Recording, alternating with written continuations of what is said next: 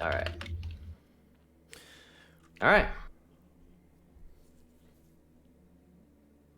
Here we go. Session 31 recap. All right. When we started our last session, the group was heading up to their rooms after having spent the evening meeting some of the locals, the patrons and owners of the Blue Water Inn at Valaki.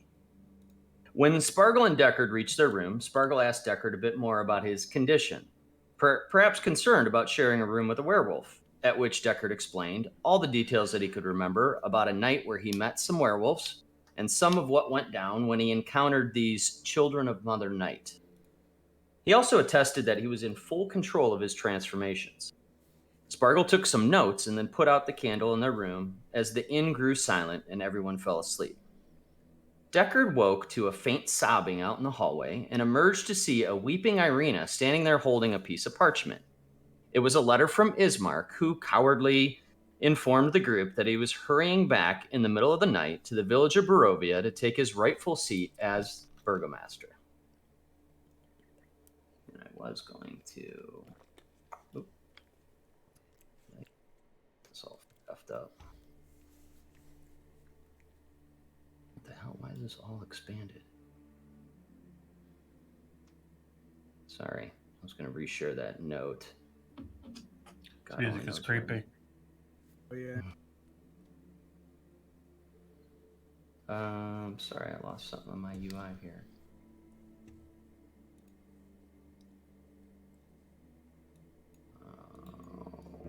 Player handout, custom handout.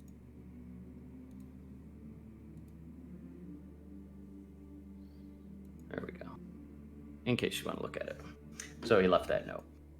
At that, Deckard continued to interrogate Irina as to why Strahd might be after her. She repeatedly denied knowing any motivation and stated that she did feel a bit safer in Vallaki than back home, if for nothing else than being farther away from Castle Ravenloft. She thought that if she left Barovia, that it might spare the village and its people, but now she's not so sure. Deckard, known for his impeccable judge of character, seemed to believe everything she said was genuine.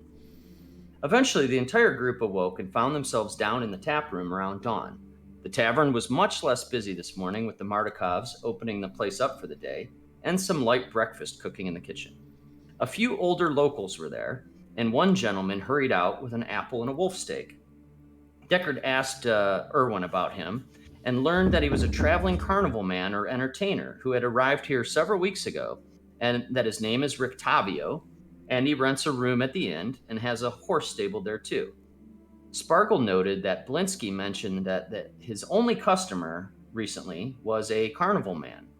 So they asked Erwin a bit more about him, who said that he comes and goes twice a day, dawn and dusk, and always gets an apple and a wolf steak. Deckard and Thoradin talked to Ragnar a bit more, their new dwarf friend. Deckard was a bit unsure if he was a trustworthy travel companion, but Thoradin vouched for him, and Ragnar seemed interested in joining the group heading towards the winery. Erwin asked Thoradin if they had made a decision about helping with the wine supply problem. Thoradin confirmed that was the plan, and so Erwin provided more detailed directions on how to get there. They referenced the map that Ismark had previously acquired. Furthermore, Erwin granted the group a backpack full of food, apples, bread, and water, enough to sustain the party for a few days. As they stepped out of the tavern, a storm they had heard brewing earlier started to pick up, and a cool darkness hinted that they would most likely have to travel through it. On cue, lightning and thunder danced tauntingly across the horizon. Regardless, they pushed on, leaving the town through what the locals called the Sunset Gate. Not too far past Vallaki, they reached some crossroads, with a signpost indicating they should continue to the southwest, which they did. As they traveled a few hours down that road, the storm grew angrier. They also noticed dozens of ravens had been leading or scouting the group, and perhaps just traveling along in the same direction. But eventually, a few bolts of lightning and heavy rain pushed them away. They soon arrived at another crossing as the storm became almost unbearable. Alaric studied the sign, which indicated directions to Kresk, Vallaki, which is the way they came from, and the Wizard of Wines to the southwest. As he was looking at the sign, he caught the scent of a fire nearby, which he traced to a small opening in the woods about 50 feet behind them. Quietly, Alaric and Thoradin crept into the opening, the larger half-orc moving in utter silence. Simultaneously, the nimbler but likely more hungover dwarf tripped over some brush and landed face first into the clearing with a loud thud. He fell almost face first into a makeshift fire that was surrounded by some dead black birds. He immediately noticed that there were some scroll tubes and burnt parchment in the fire and managed to fish out 2 of the cases that were still intact. After Spargo and Thornton inspected them further, Thornton was able to decipher some divine magical writing that would serve as a scroll to purify food or drink. Deckard took interest in how the ravens died and noted several long wooden quills sticking out of them and determined that was their cause of death. He also found some small, strange tracks that led back out of the woods and further south down the trail, coming from the winery's direction. The raging storm dwindled to a light, taunting drizzle. Unpainted fences blindly followed the trail, which led north of a sprawling vineyard before bending south toward a stately building. The fog took on ghostly forms as it swirled between the neatly tended rows of grapevines. Here and there, they saw rope-handled half-barrels used for hauling grapes. North of the trail was a large stand of trees. A man wearing a dark cloak and cowl stood at the edge of the trees, quietly beckoning them over. Curious, the entire group moved towards this strange figure. Deckard noticed him first, a much older human man. Let's see what I gotta do. And he started talking to the group and warned them that about danger ahead at the winery and that they were under attack.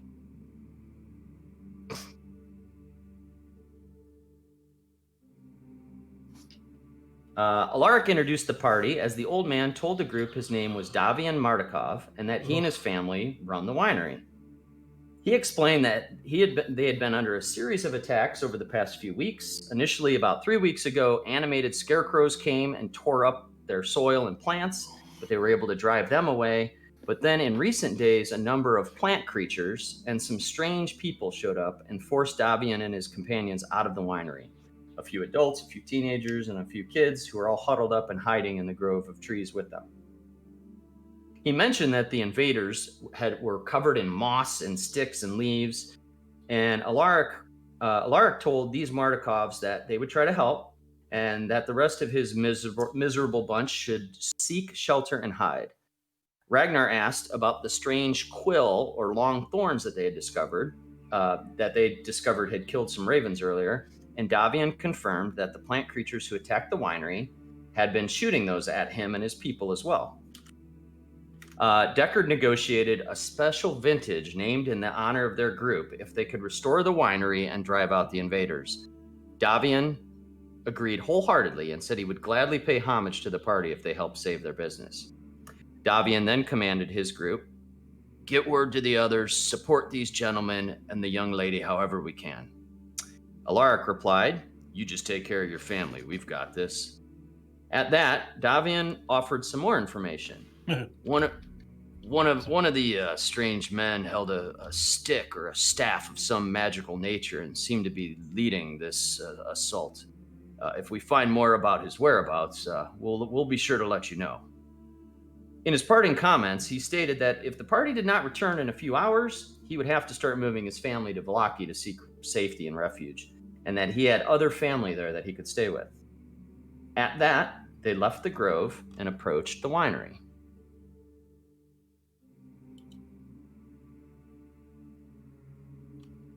So there's like this tree view of all the shit I have here in Roll20, and somehow there's no like collapse all, and somehow everything got expanded.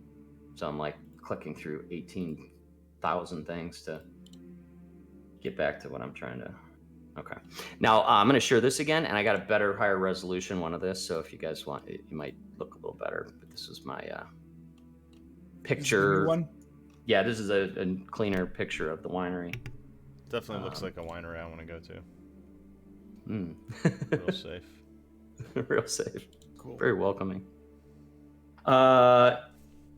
And I'll read you the description again. Situated in the midst of the vineyard, the winery is an old 2-story stone building with multiple entrances. Thick ivy covering every wall and iron fencing along its roofline. The trail ends at an open loading dock on the ground floor. And you can see that in the picture off to the left. If you see like a wagon in there with the sort of open garage door, that's it. A wooden stable of more recent construction is attached to the east side of the winery, which is next to the loading dock. West of the winery is a crumbling well and a wooden outhouse. That's where we'll begin. So first of all, can you tell me the order of which you guys are sort of walking into this winery? Yeah, I think Alaric is ahead, right, Adam? I mean, I think that's kind of what we... Yeah. Alaric first? Yeah. Okay. I mean, I'm usually right in the mix with him. That's kind of like how we usually do it. Unless anybody that feels that that's not, you know. I mean, it doesn't have to be single file either. Are you two like kind of side by side out in front? He's a little bit ahead of me. Okay. Like I would say, you know, maybe like 12 to 18 inches ahead of me, just because like he wants to take the lead with this. Unless I'm wrong, I think that's kind of like where you were going with that, right, Adam? Yep. I'm not trying to tell you what your character's doing, but that's how I envisioned it. You can keep telling me what he's doing. It's fine. Okay. So he's ahead of me. I'm slightly behind him, but that's also my choosing. I'm slightly behind him. He likes He's my butt. bigger than me. Well, he wants not to really. watch those ham smash. You kind of smell weird, but just slightly behind. Okay. And I don't know. I'll tell everybody else what they're doing, but you know, I don't know. I don't care. I mean, I can go in wherever. Where would you guys have Irina? Protected. I think we should at least flank her. Should we leave her back with the people? We're gonna bring her into this joint. Do we trust her? Are these people? I guess we do. I think you got we're there? probably to the point where she should just be probably staying with us. Sangria there? What do you got? It's my Strahd wine glass that I'm drinking platform beer out of. Oh, that's awesome. I didn't know what that was. I was going to ask. I was like, he might be drinking See, white that's- wine? Negative. I didn't think so. All right, so Irina, you've got tucked in where? Kind of in the middle, at the rear with you, Spargle. You know, what do you guys think? Before, as we're approaching, should we? So take a let's. little- Why don't we ask here? her what she thinks? Maybe we should ask. Yeah. Rena, do you want to hang back with those people? We're definitely gonna get in a fight. Well, I mean, wherever you guys think wherever I can be more helpful, I guess. I'm happy to help fight. Do you have a sword or a dagger or something I could have? She doesn't even have a weapon. Shit, why don't we? Yeah, I don't I know. mean, do we want to have her fighting? How about this? I could give her my crossbow, and she could kind of like fight from a distance if need be. Help protect the group a little bit. You know what I mean? I'll give her. Yeah. What if something sneaks up behind her? Something sneaks up right behind her. I don't really have any. I had a dagger, but I think it was maybe- so when I came to Barovia, it disappeared. Yeah, I mean, I got a mace she could use, but I don't know if her being in the mix is necessarily a great idea. Right. When she asks if anybody has a sword she can use, Deckard starts unbuckling his pants. Oh, man. Nice. All right, so Deckard's That's new last just name. a dagger and a small one. It's, yeah, all right, it's a little pecker. Weinstein is Deckard's new last name. Deckard Harvey Weinstein. Oh god. Oh shit! Oh God. No, he doesn't do that. Irina engraves a "Me Too" on her shoulder. Sexual harassment is not a joke. I would add No, that. it's not. If you have an something to issue, make you fun should. of Adam. Yeah. Contact your HR representative. All questions. I didn't even say anything. I just laugh and I'm the one in trouble. It's your stream. Yeah, Childish. it is childish. So everyone's got their pants on. Yeah. All right, so I I think she should hang back, and you could leave Yeah, your crossbow okay. with her if you want while she hangs Yeah, back. let's give her a crossbow to I hang agree. back with. I think it's good. And I got a mace. agree. She could use my mace if she wants. Give her Yes, you something can. just in case something charges them and Yeah. she can't use the crossbow. If you give her the mace, I'll give her my crossbow. Yeah, or a spear. Maybe I'll give her a spear. Can we That's ask her if she's got any experience with any weapons to know? Oh, if that's a that good idea. Yeah, that's good. Yeah. Do you know how to use a crossbow, Arena? Well, I mean, I know how to load one, and there's a trigger on it. I could leave a You need javelin that with her. guy. I don't think she's gonna be able to throw it though. Give her something that doesn't require a lot of dexterity. Yeah, so I'm giving her a spear. I got a spear. She could have my Tell spear. her, tell her to stick him with the pointy end. Stick him with the pointy end. There it is. All right. So Arena takes the spear and she kind of sizes it up a little bit. And she goes, "Okay, yeah, I'm ready. Where do you want me?" Hang back, Irina. There's gonna be a kerfuffle, and we don't want you to be scrapping it up with some of these big mean uglies. If any of them stray off towards that family, you could help them, protect them. Yeah, there you go. Protect these morons. Or do we want to So split you- up and leave somebody with her? Last time we split up, someone died. ugly So last maybe that's not. So do you want to? storytelling. I mean, it's kind of epic. So what do you say? Are you gonna? She says she's good with whatever. Either way you guys want to go. She's got this spear now. She's kind of sizing it up. She's kind of weighing it in her hand, and she looks like she's not gonna stab herself in the face with it necessarily. So, you could send her back. You're only about 50 feet from that grove with the Mardikovs, or she'll continue to move with you guys.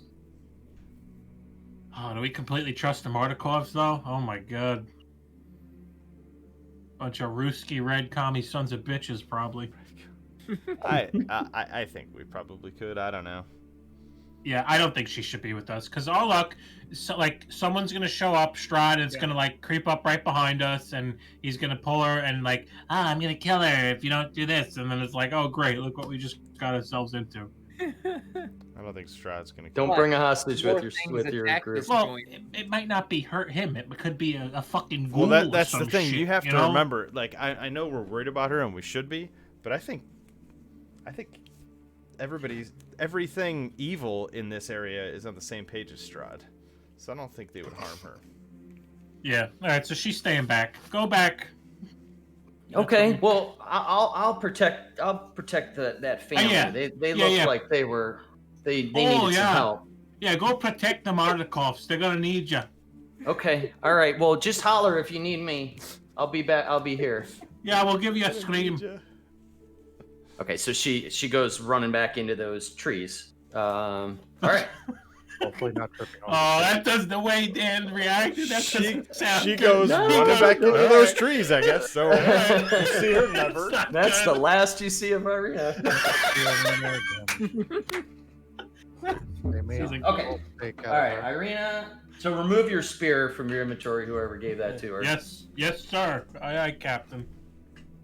And then, all right. So Lark, then Thoradin, Ragnar, Deckard, Spargle. Where are you guys at in the order here? I'm towards the back, because I'm shooting crossbows. Okay. All right. Two big guys. Where are you, Ragnar right Sal? there. Spargle, right where there? you? What do you Are you- say? Are you indicating somewhere? Or are you? I'm just. No, just on my own notes here for now. I don't care. Somewhere in the middle of the pack's fine. I don't care. If Deckard's in the very back, I'll go second last because I'm a distance guy too. Okay.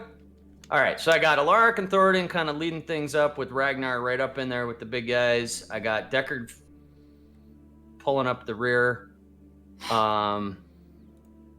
with his ranged attack, and then Spargle right in the middle. I think we're good there. Do we have a map going? That I'm... I'm getting there. I just want Oh, to okay. load it up. Sorry, I just want to make sure I wasn't lagging out. Nope. No, we're still That's on the main what I screen. was asking too. Yep, sorry about that. Okay. So, after Irina kind of takes that spear, runs back into the grove with the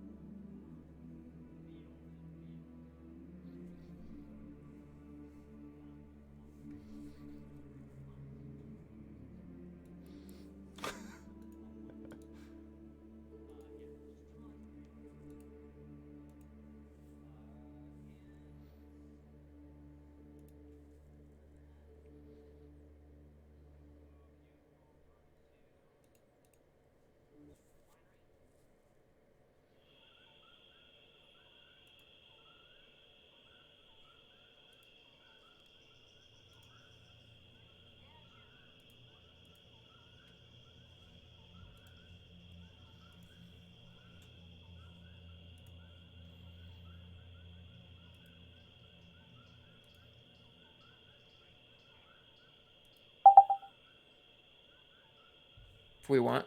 Yeah, you're pretty stealthy, right? Mm-hmm. He said there's multiple entrances, right? Yeah.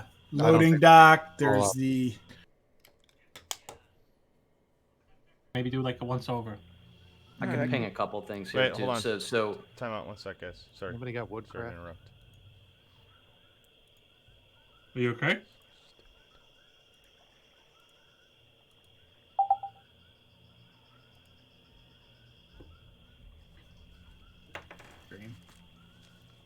Sorry. Go ahead. switching headphones. I was trying to switch my AirPods, and when it was Did you have working, to then when switch I Discord pulled input then? yeah, I had to switch Discord, and I did. And then when I pulled the earbud out, it like switched back to my other headset. I don't know. Remember, It's what fine. You can go ahead. you had with the stream that time. Remember, there was something with your audio. Yeah. We're good. Sorry to interrupt. We're good on the Nope. stream. Okay. So I'll ping a couple things from the description that you saw before. So you're now about every one of these squares is about 10 feet, I believe. Yep. Okay. Each one of these squares is about 10 feet, and so off to the sort of west side of the winery, you see a well. A little bit behind that, you can't see on this map. There's like a storage shed. This whole area here that I'm pinging is actually open. So that's the veranda. So you see a couple steps up, and then it's sort of open at the first level. It just kind of goes inside like a big open garage area, and you see 3 large wooden barrel-looking things out there. And then there's an opening here. That's really what you're kind of heading towards. It looks like maybe like a storage area or something with huge doors that are open. And then to this side, you see what looks like barn doors. But Deckard, if you want to do something to kind of like move ahead and scout out, you're welcome to. Yeah. I want to like. Do I see any like windows or anything? Like, I'm gonna kind of.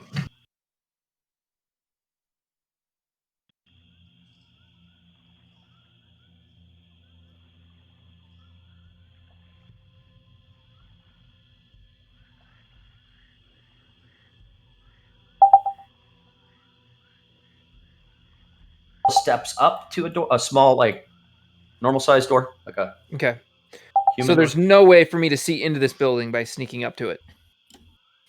Not at the like front of this building. You could kind of like go Okay. around the outer perimeter if you want. Yeah. Can I like do the whole? I mean, if you guys are okay with it, I'm gonna. You know, you see Deckard kind of sneak up and do the whole like peeking around the corner thing. Like, can I kind of Yep. sneak up through the Yep. shadows and try and scout this place out? Yep. Where are you gonna look, or what are you scouting first? So I kind of want to get like right here and like right like I'm on the corner, you know, and like see what's down here. Yep. That's cool. Or can we see down there from the path? It's kind of dark there enough that like back from where you were, you could see that there's like what looks like maybe a wagon inside of Okay. there. Like it's parked in there like a garage maybe. Okay, and it looks like there's an entrance right here. Yes, that's just a door. That's a normal kind of door right there. All right, I want to sneak up and see if I can like. I mean, if I've already seen down here, I don't have to. Well, I can tell you a little bit more. So go Okay. ahead and good move there. Let's just do one thing at a time. Okay. So you went there and you're looking into that garage-like area, right? Yeah. Okay. Can you make a stealth check first?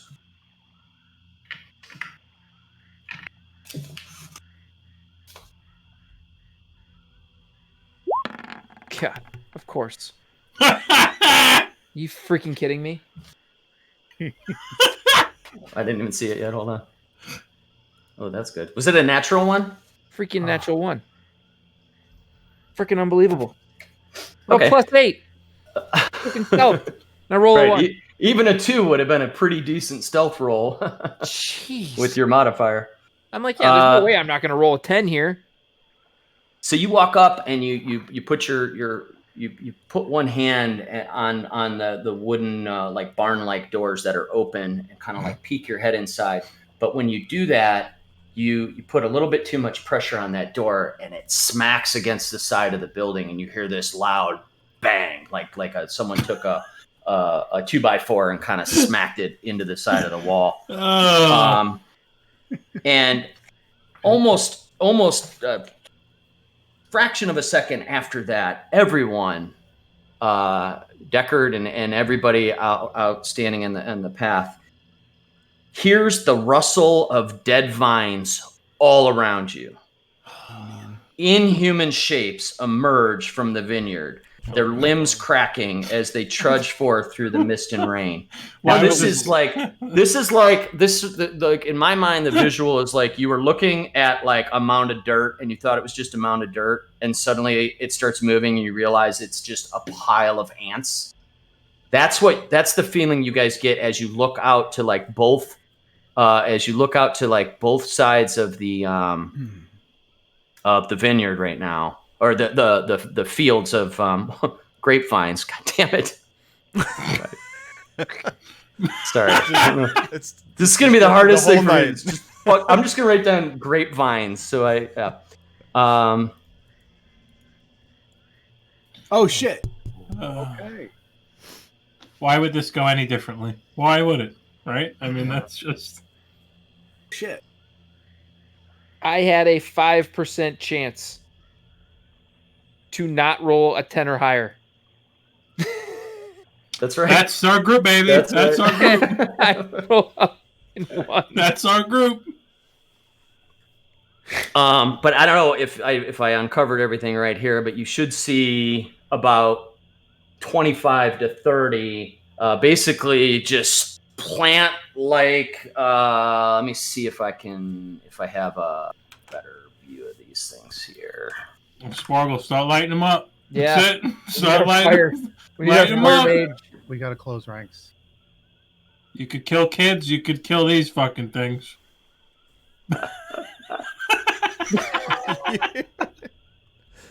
Wait, what? What? I don't have a good picture of that. Wait, what?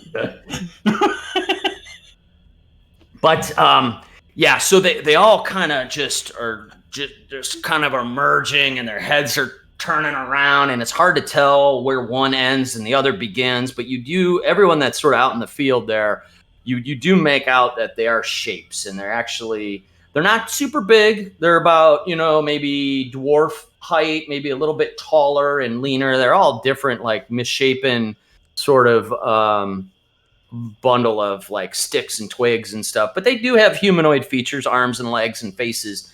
And they all like almost in unison they like turn and twist their bodies around towards where the group is and towards the winery, and slowly start kind of like marching over towards the group. Roll initiative. Seems good. Okay. Good job, Will. I think my eyesight's getting worse, man. I can't not wear glasses anymore. I'm the same. Like outside of reading a book that's a foot away from my face, I can't do anything. Yeah. Punch with the 2. What's going on with everybody's roll? What's with everybody's rolls? We're saving them for the hits, right, buddy? Oh, Guess what you do guys I don't want me to remember what attack to do. first, huh? Yeah, you're gonna have to, brother. What do I don't remember what to do, sorry. We have like So you just have to roll a d20, Okay. and then on your sheet you should have a modifier. Let me see what yours It should say is. your initiative like right smack dab in the middle of the sheet next to your armor class. dude, Yeah, next to armor. the virtual dice on D&D Beyond is awesome. +2. Yeah. Yeah, so you rolled a 14, so it'll be 16 because you get +2. 16. Okay. All right, so this is. Let me see how this is going. How I'm gonna do this here. So let's see. I'm going up from 1, 1, 2, 3, 4. Sparkles, you got Yeah. your first or last rather, Yeah. right? Yep. No, I gotta do this I had other a way around. 4. I'm going down from 20. Why am I doing this wrong? A lark would be 22 then. All right, hold on. Have you guys used the virtual dice roller? Yeah. Can anybody hear Will? Yeah. Why you can't? No, I was just teasing. What's happening? Watch What do you guys stream. mean? I'm doing all my rolls from here now. Did you guys see this little watch stream thing pop up? Yeah, I think Will's streaming. I'm streaming. All right, so Alaric was 22. Then who was the next one down? see, Would I have got- been I got- Ragnar with a 16. Okay. Ragnar had a 16. That's with his modifier. Yep. Yeah. Okay. All right. Hold on 1 second. It's gonna be a bit. All right. What is your dexterity, Ragnar? It is 17. Or is it 15? It says +2 on top. I don't know how that works. It's the 15. The +2 is the modifier that you get for having a 15. So, Okay. but that's good. Either way, it wins.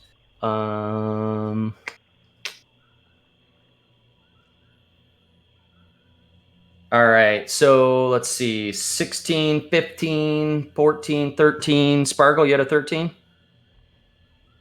Initiative? No, I was like 5.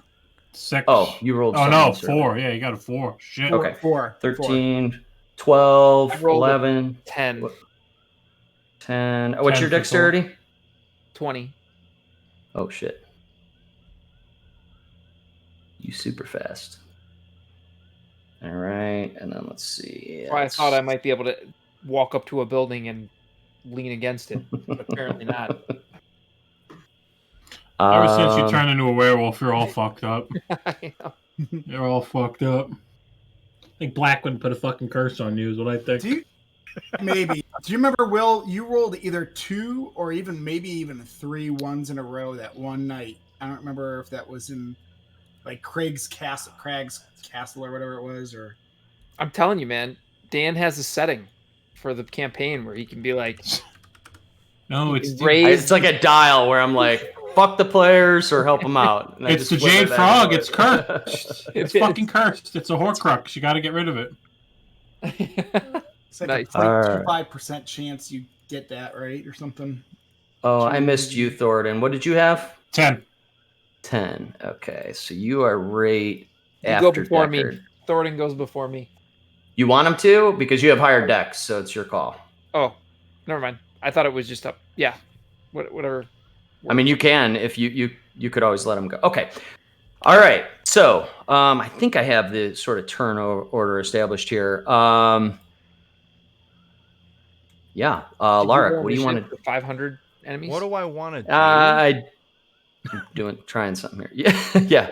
I want to teleport back to Faerun. You roll up. Can I do that? Can I cast that? You're in the And all joking Moon Glow aside- Tavern having a nice. I had been thinking about this just so like everybody knows. I probably should have said something before we started combat, but I think my party should notice that I don't think Alaric is adapting well to being in Barovia.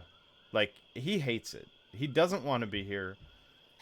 He's all about doing the right thing, of course, and helping people and helping his friends and all that, but like, he doesn't want to be here. Like, he's miserable for what that's Is it worth. wearing on him like? Yeah, we love it. It's great. This is just great for everyone. Yeah, everybody else is Well, having it. I It's realize like that- Disneyland. Right. I The realize undead and the wolves. that not everybody probably wants to be here, but I saw my friend's I skull think, get I guess what I'm sucked out. getting at is I think that Alaric is getting to a point where like the more he travels around here, the more he's like, I don't want to do any of this, and he's questioning his motives and trying. He might start putting getting out of here, however he has to, as like a top priority for him.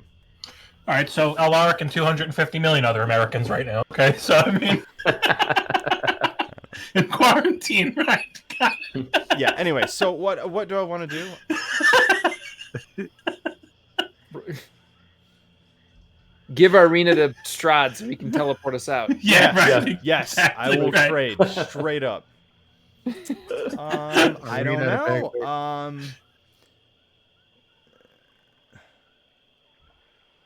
Now, Deckard, let me before we jump into this, I will give you the benefit of you were able to look into what you saw, which Okay. was what you saw was parked in the loading dock is a wagon with 3 barrels set in braces on the bed. A raised wooden walkway runs along the west, south, and east walls, which you really can't see from this map, but through a hole in the ceiling, you see a wooden arm of a loading crane with ropes and hooks dangling from it, sort of above that wagon. And that's what you saw. Otherwise, the room was sort of clear. Had 2 big, huge wooden doors on it that were wide open that you banged into the side of the building. And you're standing right there. And then that's what you saw. And then all this commotion out in the fields. So Okay. So we hear and see all of these things. Does it seem like they're moving towards us, or they're just like moving? Like They're moving, and I mean, it's just all happening sort of in real time, but it's sort of like the field suddenly just came alive. And as you looked around, you noticed you're surrounded by dozens of these like straw, like wooden creatures that just are sort of rising up and coming through the grapevines, and yeah, they all turned almost in unison towards your direction and are slowly making motion towards you, although they haven't moved yet. Do we have a couple of seconds, 5 at most, 6 at most, to just kind of like quarterback between all of us? Like, all right, this is the plan. This is what we should do. So that's actually what I was going to do. Is I don't think because of the given situation, I don't think Alaric would just be like to battle and like charge into these. Whatever, we don't even know what this is, right? Like it might be like fucking quicksand, and I'm gonna vanish. So I think what I would do is, I think I would try to tell the group behind me that I'm gonna run up to Deckard and let's kind of try to reinforce there.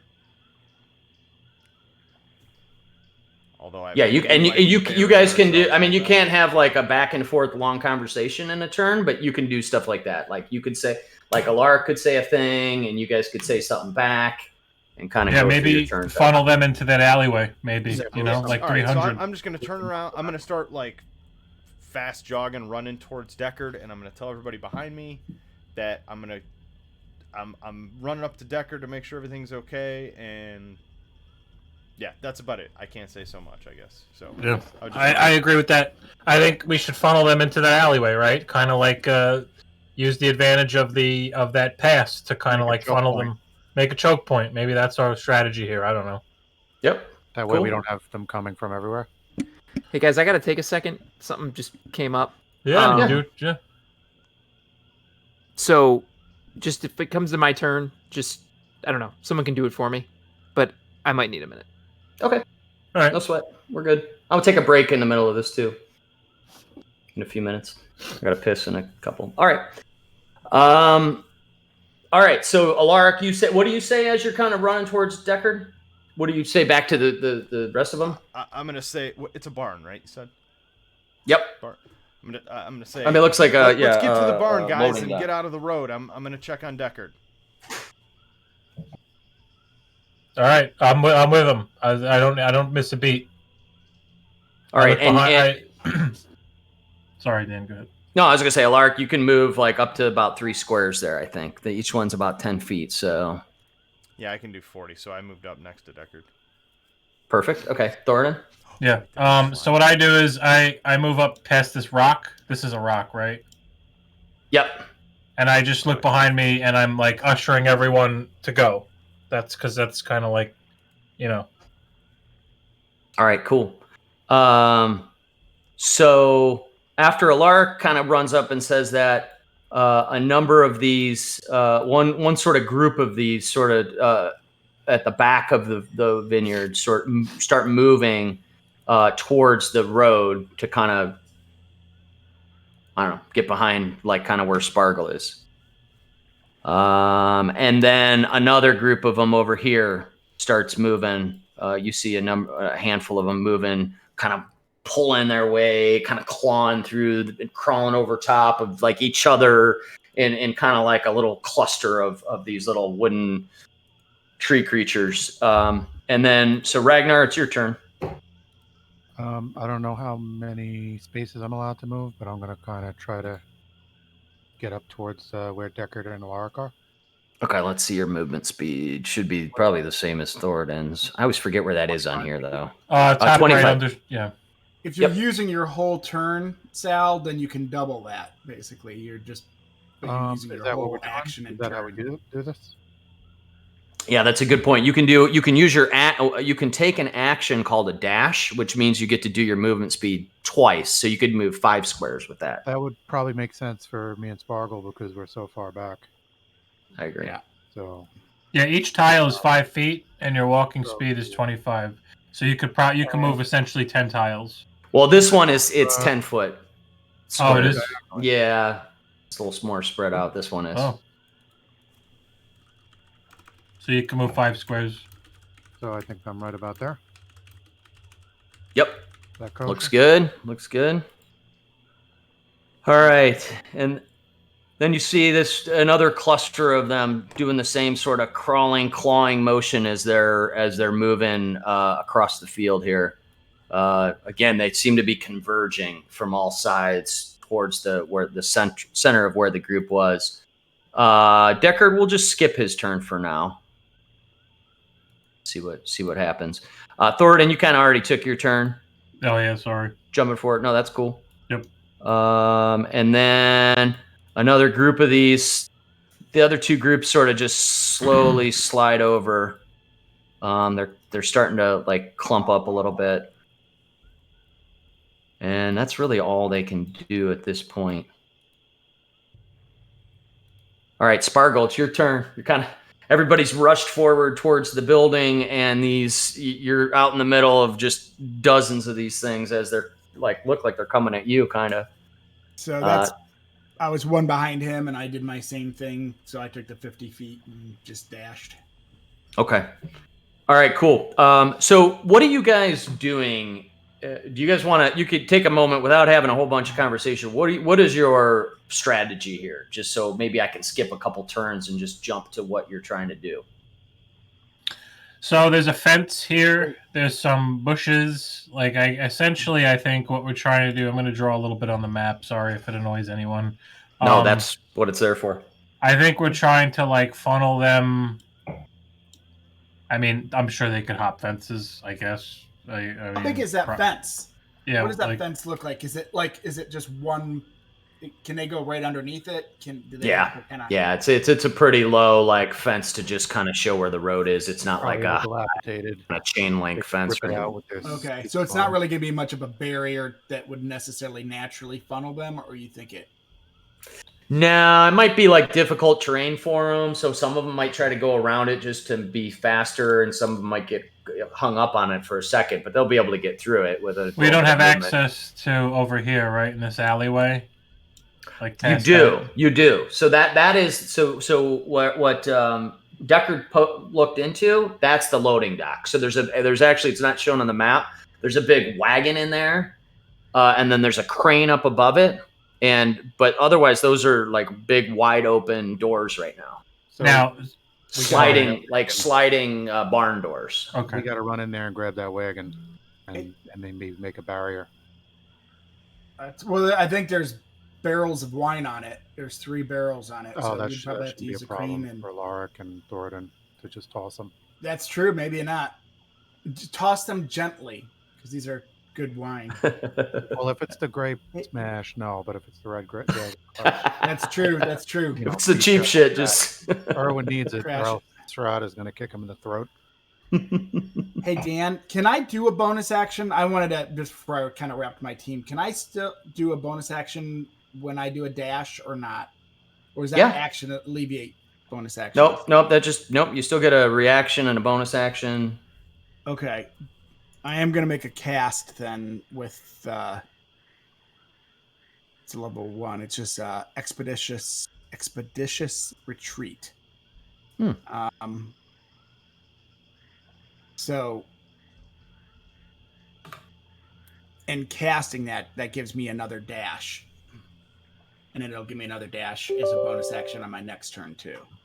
Okay, you have to concentrate on it, but anytime you use a bonus action, you can take the dash action. Yep. So I can do it now because it's when I cast it, but then as a bonus action on each consecutive turn until I don't know how long, up to 10 minutes. But Okay, sweet. so with that, then I'm gonna jet to be a little bit further. Does that make sense? Okay. Yep, go ahead. You can move where you would land there. So now you've kind of moved inside of the loading dock, right past like Deckard. Deckard's standing on the outside of it, looking in, and you dipped right inside. You're like looking out. Yeah. Right So as behind. long as I can see out I want to be able to see, like a fan of it. You know what I mean? But also have some cover. Okay. Yep, and now you're on the inside of this door, and you notice that there are just two huge wooden barn doors that are right now wide open into the loading dock, and and everything I described before that Deckard saw. Got it. All right. Could all of us fit in that alleyway? It's 10 feet wide. Yeah, about 20 feet. It's pretty big. Okay.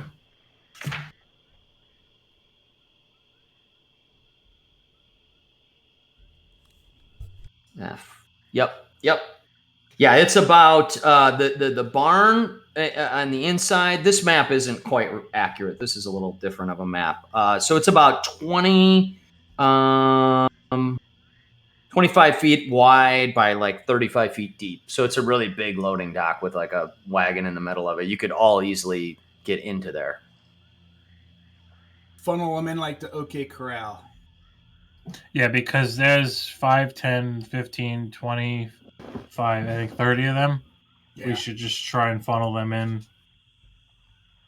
Behind us on the far end, it's not open on the back end though, right? So this loading dock is completely enclosed on the very southwest. So at the back right corner of the loading dock is a door, a normal door that's open. It's ajar.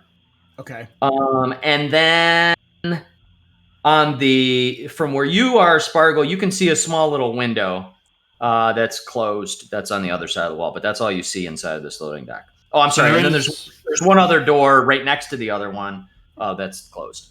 So there is escape if we need to dip out. Then we could if we get stuck, we can go the other way. That's true, but we may also, while things are looking okay, at least try to shut or bar the door from the inside. Yes, we should. Behind us. Exactly, we should put those barrels of wine in front of those doors, maybe to kind of block them. Yeah. So if that's your strategy, I can take your next couple turns to do that instead of going through all the motions. Yeah, so I think we want to set up shop here, right, to get ready for the onslaught. I think that's kind of that's what we're doing, right? We're getting ready for that. That's what we're headed towards, and I think we should barricade as much as possible. Maybe we should use the wagon to barricade off maybe a little bit of this loading dock area as like a wall. Use the 2 barrels from the wagon to close the doors that are behind us, and then dig in and just fight it out. And are we going to close the barn doors? Close ourselves in with the barn doors.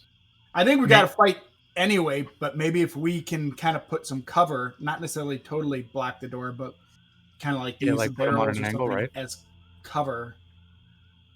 If we close them at an angle and these idiots can just funnel in less at a time. Yeah.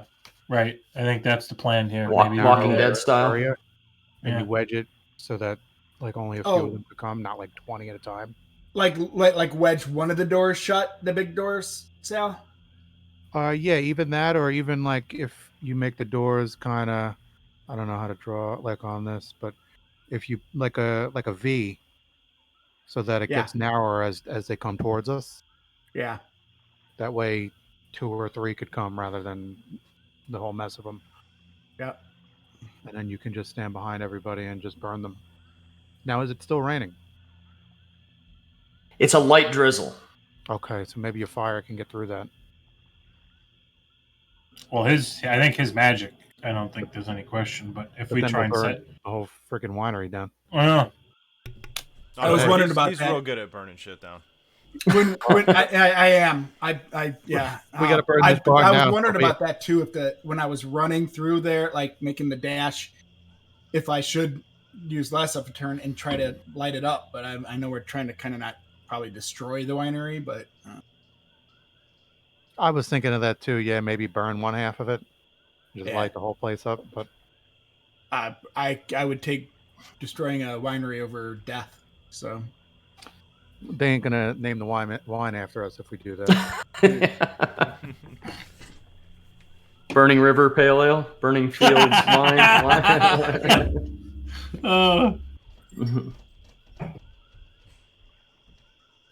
All right. So, what's the group strategy at this point? We can keep going through the turns, or is that the game plan? You guys are all moving into the loading dock. yep, blocking off the doors with the barrels and making a barricade with the barn doors and the wagon. All right. Let me clean this up a little bit then. I'll move everybody around, and you just correct me if I'm wrong.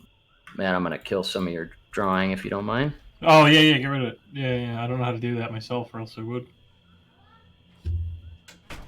It's all good. All right, so I'm gonna say, Spargle, you kind of tuck back there a little bit. It's just hard. Maybe put Deckard with Spargle, and put because is he a Yeah. range character? Yep. Okay. There you go. Good call. Okay, so you guys do that. I'll give you that. There's a couple more groups though that start moving. All right. Oh shit. Who was the last one in? So Alaric. So the whole group kind of like is just scrambling. So Alaric runs up and the rest of the groups is scrambling in. Alaric, where were you previously before I just moved you? Were you like here or here? Or were you already inside? I was right here. You were right 'Cause there. I was Okay. next to Deckard when I initially moved. yeah. Okay. So I'm not picking on you, but right as as everybody's getting in and you're kind of like the last one, you're kind of like making sure everybody's getting in. You noticed one group of these over here, this group is they're kind of getting closest to the group. And they start a couple of them in the front, you see them like kind of shaking like shaking like this, and their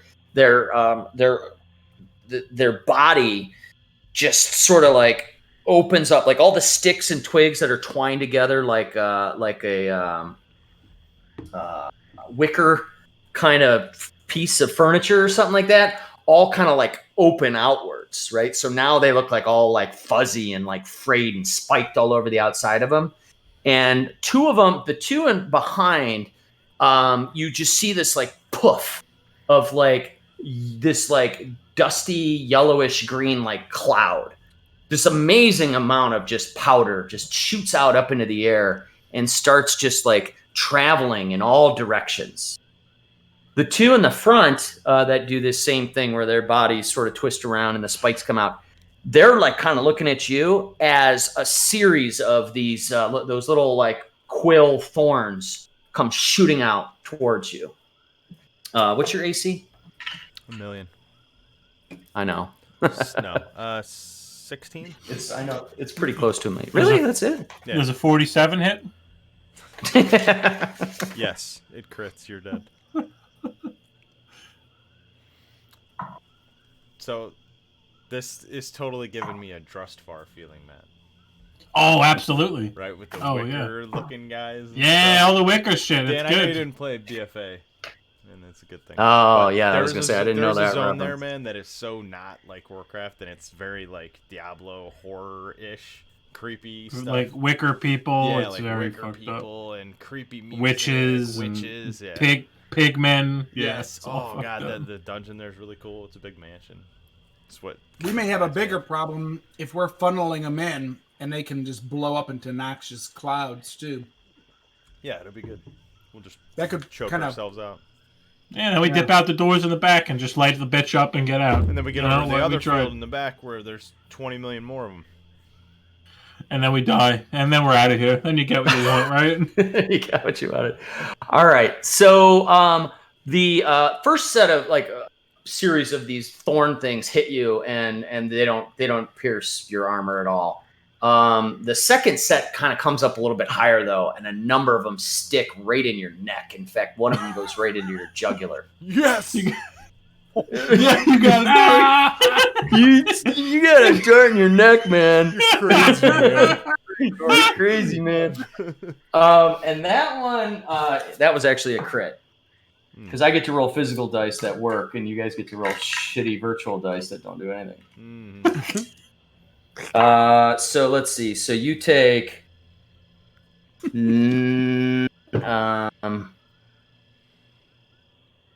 15 damage. Piercing damage. Are you resistant to that, or have any kind of? Not right now because I'm not raging. Okay. I hate that. Yeah. I hate that it's raging. Because I'm not raging. I wish it was like berserking or something. Berserk, right. Raging, Not bro. raging. Such All a right, rage be monster. raging. 15 damage, you said? Right? Yes. Oh, good. Damn. So one of them did 15 damage, and there's only 29 others that got to do their shit. So That was also a uniquely rare hit, though, with that crit. we're the 5%ers. That's what we do. But with that, Alaric, you know, as that thing's kind of hitting you in the neck, you're like, ah, fuck, and you roll into the loading dock here, and now Ragnar and Alaric are standing in front of the big doors, looking out onto this field of creatures that are just crawling from all directions, coming towards you. They're slow, actually, so they're not. You guys realized you were much faster and were kind of outpacing them. I don't just because of all the terrain they have to go over, and they're very quick anyhow. All right, I got So, yep. Hold on, you guys keep talking. I got to take a quick break. Grab a drink and stuff, and it'll be Ragnar's turn next. What do you guys think about? Should we get one of those barrels of alcohol? It should be like pour alcohol all over the front area, Don't waste the alcohol. and then have him light it up. Yeah, Maybe they can't it's pass. it's a good idea. The only concern I have is that if any of this, foliage catches on fire, and we light up the whole vineyard, I don't think it's gonna go well for us when we get back to town. And then, Well, the building is stone. right, but how they make their money is through the, Yeah, no, we don't want to burn the whole motherfucker down. But that dirt area, maybe. And Yes, the yes. only other thing is that wine doesn't burn I don't think hard alcohol, high like gasoline, alcohol. like kerosene, Yeah. right? I'm trying to think of a way to make some sort of a fire barrier. We could set this wagon on fire. Do we have this? Let's set the wagon on fire. Fuck it, right? That's true. Because then they can't climb over. And we know the building is stone. We confirm that. We confirm that. He said it was a 2-story stone building.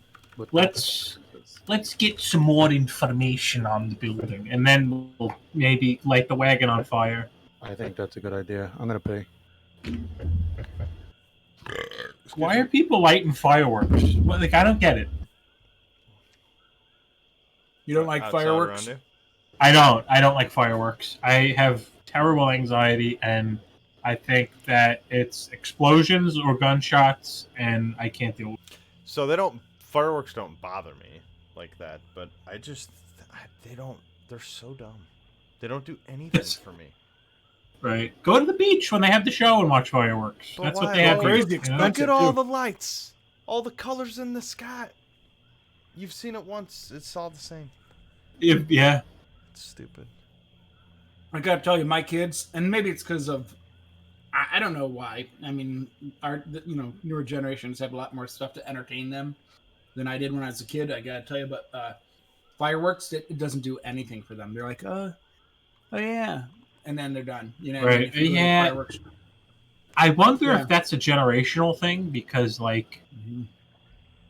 I mean, like for us, maybe that was like really cool, but you know, special effects for us was like Right. That's, was like yep. was like Crawl, you know, Uh-huh. or Sesame Street with special effects for us. Yep. Like we saw the first Spider-Man movie in 2000, and like we were like, "Oh, this is it!" You know, this is it. Mhm.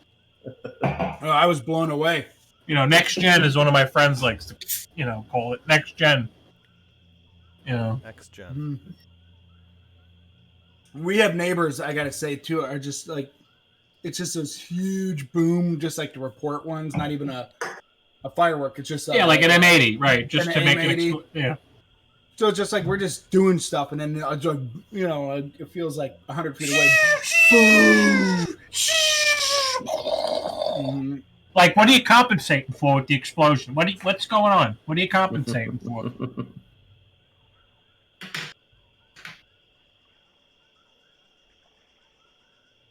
Adam, I do feel like we're at Waycrest Manor right now. I could love hear Now I that want to fire- go. Now I want to go see that. You should just watch a video. It's a great dungeon. It's a big mansion, and it's like a horror house, right? And it's cool because it's the same layout, but there's like different pathways you have to take every time, so you never know which way you have to go. There's like certain doorways that are open and stuff. It's pretty cool. It's very Waycrest Manor. Is that yeah. what you said? I'll post a picture. Ugh. Yeah, the whole zone is cool. Like pretty much every zone in BFA I thought was pretty underwhelming, like very very mundane, especially all the horde zones. But Drustvar was cool. So cool to do all the quests and the lore. I liked it. Where's our D&D? I think this is it. Yeah, I Looking love at it this right now. pop-out feature with the. So video. that's Waycrest Manor, and then the music in there. It's like Oh, all yeah. like church organs. Yes. So cool. Wait a minute. Are you in D&D chat? Where are you at? Where are you Our doing private this? our private chat, like our group chat where we used to do group video. It should pop up on your messages. Ah, gotcha. That boss is pretty funny. Oh, the pig one? Uh huh. Yeah, the pig boss is really Huge. good. Oh yeah. Yeah, that's totally like a Disgusting Barovian looking spot. That's sweet. And so this is the last boss of that dungeon, Gorak Tool. He's a big wicker guy. Tree looking thing. Yeah. Golf ball whacker guy. Yeah, so he's Golf ball whacker guy. Oh yeah, nice. Do we want to check up on Will? and those wicker people, the Drust, are actually in Shadowlands in Ardenweald. They're like the main like race of people. So That dude's Fun voice fact. is it's the same voice as Diablo. yeah, it's So actually it's pretty so funny. awesome. That's sweet. All right, The yeah. boss. Should we check on Will? Should we text him or? Yeah, it seemed like he had like a domestic thing going. Hey Siri, no. Cancel. Oh, so stop. All right, so we'll just keep Deckard can kind of keep skipping his turn until he gets back. We had an So idea while you were gone, Dan. Sorry to interrupt you. Oh yeah, let's hear it. We suggested we want to set a fire like in front of us, but we don't want to set the house on fire. Is this building made of stone? Yes, it's all stone. There are some wooden like door, the doors and stuff are wooden. It is covered in vines, just all over the outside, just an old building with vines on it. But they're, but no, it's a stone construction. All right, so we want to flip this wagon over and just set it on fire, like we feel like the Eagles just won the Super Bowl, and we just want to flip the fucking car Or over. should we Just roll it out? you will roll it out and then set it on fire, like a battering ram that's on fire. Yeah, like roll it out to try to catch the first group of these guys. I wouldn't want to waste it like that. I don't know if that's a good idea. Should we? I don't know. Are you trying to block the door or use it as a weapon or a little bit of both? I guess we should. I don't go for know. both, right? Using it as a weapon is pretty fucking cool, though. I mean, that's a lot cooler than using it as a barricade. I mean, I'm kind of thinking we should time it to get the first group. I don't know though. Yeah, maybe we'll wait till there's like maybe a few of the groups grouped up, like funnel outside, and then we'll just fucking throw the wagon on fire out and just steamroll a bunch of them. All right, you want to go with that plan and just kind of play it out turn by turn and see how it goes? I think that's a pretty good idea. What do you guys think? Sounds pretty cool. I support All it. right, well, Who knows? If Watch, it'll and work. then we go to light it on fire, and Dan's like, so the wagon's made of a wood that's from Barovia, and it actually is fire resistant, so you can't do it.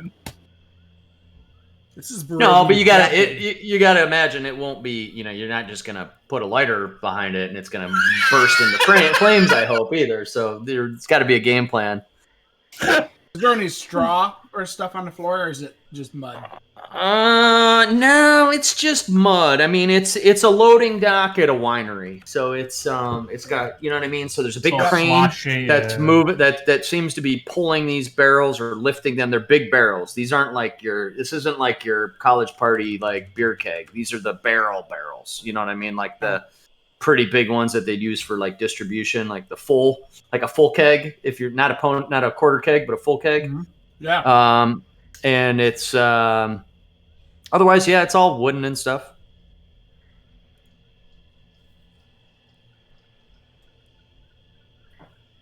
So let's go with we'll go with Ragnar. What do you want to do now? So, what do you guys think? Should we hang back and push the thing, or because I don't know what I'm supposed to do right now. Well, it's ultimately up to you. So like this is kind of your, it's your turn. I think generally the strategy is right now is just kind of bottlenecking them in as much as we can. And do something with the wagon. If you want, yeah. I mean, you could just wait it out. You could, it's up to you. Historically, our course of action, our strategy has been to provoke. Not saying that that's what we like to do. That's just generally what happens. And I guess I'm gonna start grabbing the wagon and seeing if I could like kind of wrench it free from like where it's sitting and start pushing it towards the opening of the stupid barn doors. And I'm gonna just try to do that. I don't know if I'm able to move it, but So it has 3 barrels on it. You notice there's 3 barrels on the back of the wagon. You actually notice that they have a label that they have. It's sort of wood burned into the side that says Purple Grape Mash number 3. You kind of notice right away that they are filled. You can tell just by the weight and just sort of heaviness of them that they're filled as you kind of move to the back of the wagon and get ready to sort of push it. As you get there and you feel it give. So it's not like, it's not like pushing against a cement wall, but you can tell this is heavy. As you start to put your shoulder behind it. Now you want to try to roll the wagon with the 3 barrels on it up towards to kind of like block the doorway or just closer to the doorway. It's about 10 feet away. He said that old man mentioned that they only have a few barrels of wine ready, I thought. That's probably what he's referring to. Yeah. I don't want to destroy our only what we're coming yeah. here. What So we came no, here. you're right. Yeah. So, am I able to, now that I've put my shoulder into it, am I able to with my turn try to take one of the barrels down? Yes. Start pulling barrels off. Yeah, you can pull out. You got a turn, like a round is like 6 seconds, so you get about 6 seconds worth of activity. Okay. I would say if you were jumping up on the back of the wagon and trying to lift one of the barrels and bring it off, you could do that in a turn. Okay, so then I'm gonna do that when I see how heavy it is. I'll jump up and try to take at least one off, and then hopefully the others will maybe try to help me out or whatever. Yeah. So you get up there Go ahead and make a strength check. But I'm looking at your strength, so I'm almost laughing at how this is going to go. But go ahead. What's the dice that I hit? D20, and you get to add your strength modifier to it. Oh Jesus! I just rolled a 1.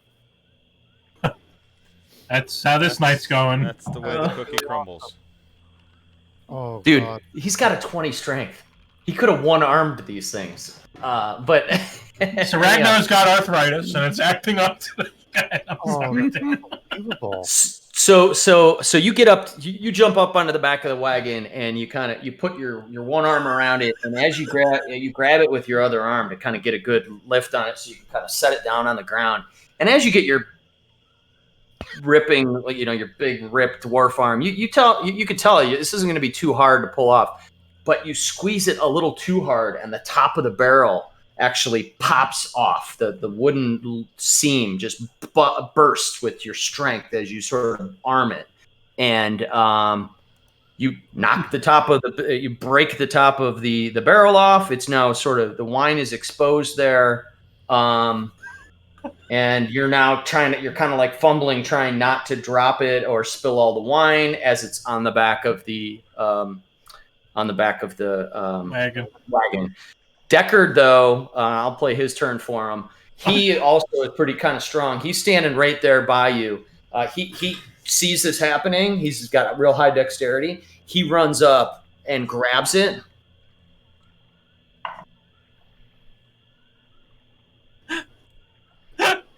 Watch it, someone. Can you see that?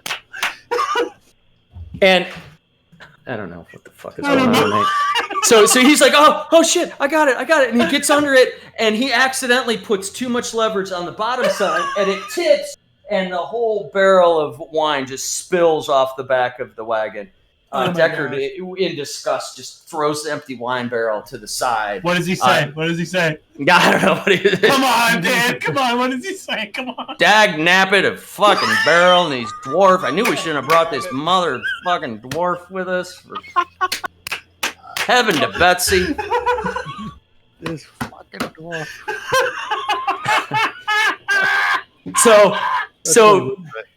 So the wagon's a lot lighter now. We lost a thing of wine there. Alaric, just one arm that shit and take it off the damn wagon, please.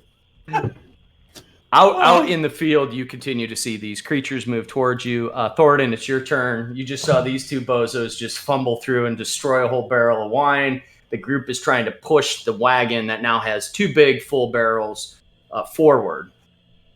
So I'm really distraught about the wine just wasting, and so I get on my It's seeping into the soil as I get on my knees and I'm like, oh my dear God, look at all this wine is wasted. What did you do? But then I quickly get up and I try and move the wagon where we wanted to move it originally. So that's going to be my goal here. So I'm like, okay. Oh, let me help you move it. And then I get up and I start trying to move the wagon.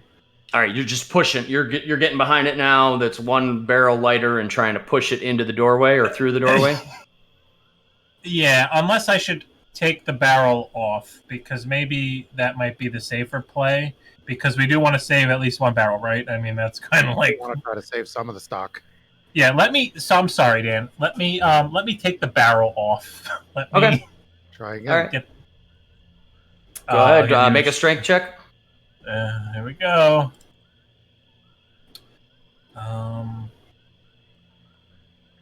Okay, so that's just a plus. Okay, got it. Do I have a plus on that, or it's just? Oh, you should. Yeah, whatever your strength modifier. Oh, yeah. If you have high strength, you got pretty good strength. It's like arm wrestling, man. Only it's a barrel. There we go. Whoa! There you go. There we go. All right, so yeah, you leap up on top of the wagon, and you grab this barrel, and you're like, why are these guys having so much trouble with this? Because you grab it, and you also are quite strong. So you have it pretty much with one arm, just holding on to this huge barrel, and you're able like to Donkey Kong, you're able to lift it and sort of gently set it to the ground. You also, if you want, because you were so sort of, efficient. Thank you. You're able to, with your leverage, push the wagon any direction you want. If you want to move it forward at the same time, you can. Yep. So I want to do that. I want to move that wagon so that I'm going to draw the map here, so that essentially it's creating a little mini barrier, like right there. Does that make sense? Yep, that works. And so you do that. So now the wagon is wedged in the doorway. It has one more barrel of wine sitting on the back of it. Oh, great. All right. Let's see. Oh, I'm drunk. That's not what I meant to do. Can I erase that, or does that have to be you, Dan? I think you can. If you highlight it and just hit the delete button, can you highlight it and just hit delete on your keyboard? You got to change to the select move thing in the top left of your. Oh, I think I just deleted. Hit Control Z. Okay. Who did I delete myself? Who did I? Oh, I don't know what that's doing. Did it work? Did I delete a Lark? Oh, whoops. Where's Sparkle? Oh, no. Nice. Now we're everything. And just like that, Alaric's back in Faerun. You got his wish. Wait, how Alaric, do There, I here you go, here you go. draw stuff? That's You got to change it to the select pointer up at the top left of your toolbar, and then kind of make sure you got your stuff highlighted. It'll draw the little blue dots around it, and then you can hit delete. So confusing. I like when you do it for me. All right, I think I got everybody back here. All right. So oh shit, hit Control Z. Whoever did that. not me.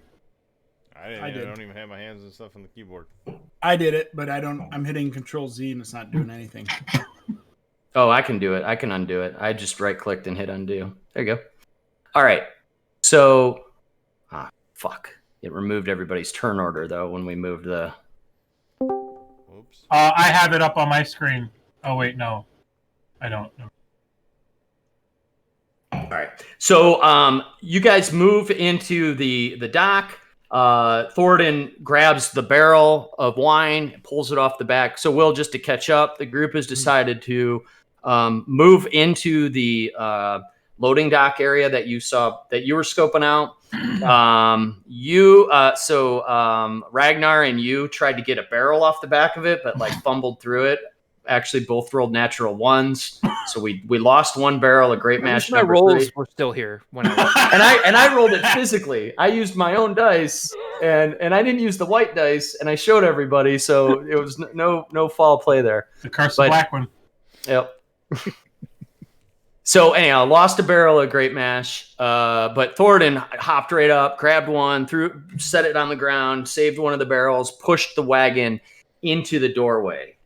These needle creatures are continuing to sort of move forward though towards. Yeah, we're creating a choke point similar to the Battle of Thermopylae, which is also known as 300. So that's what we're trying to do here. You called it the Battle of Thermopylae and not 300. I did say 300 before, but yeah, we're doing the Battle of Thermopylae right here. That's what's The happening. hot gates. Shield The wall. hot I love gates, it. baby. Okay, sorry for my hiatus there. And No, that's good. Everything all right? The throat. Yeah, we'll talk about it. I'll talk. Oh, you don't want to tell all the Everything's 50 people watching the stream what happened? Come on. Yeah, family, domestic crap. I'll tell you about it. The wagon still has one barrel on it too, Deckard. Does it? Or So, Yeah. now I want to still be have clear. one barrel. We lost a barrel of Grape Mash number 3, right? Yep. Good. So we didn't lose any Red Dragon Crush. No. Nope. We haven't That's seen none of any the Red goods. Dragon. That's good to know. These creatures out in the grape fields, the wine vines. Wine vines. What did you call it? The wine vine? Can't say They continue to move towards they're all just sort of converging towards that front door. They're following the group in toward the building. Alaric, it's your turn. There's one more barrel on top of the wagon. Thornton's managed to push the barrel, the wagon into the doorway. So the wagon is technically blocking the doorway at this point. Okay.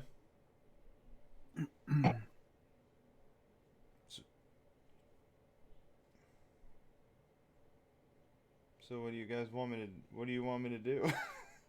I think we should get the barrel the off. goal? Well, I think right. So I think we got to get the other barrel off, just because there's a couple of things at play here.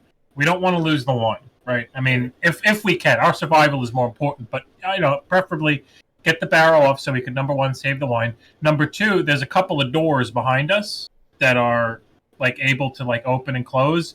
We probably, while we're safe, we probably want to barricade those doors with the wine barrels in case they somehow go around and start wanting to come through the doors. So And how if we far have away to, are the other doors? How far is the? This whole garage loading dock area you're in is about 25 by 30 or 40 feet. Okay, so I could grab the barrel and walk it back there for my turn. Yep.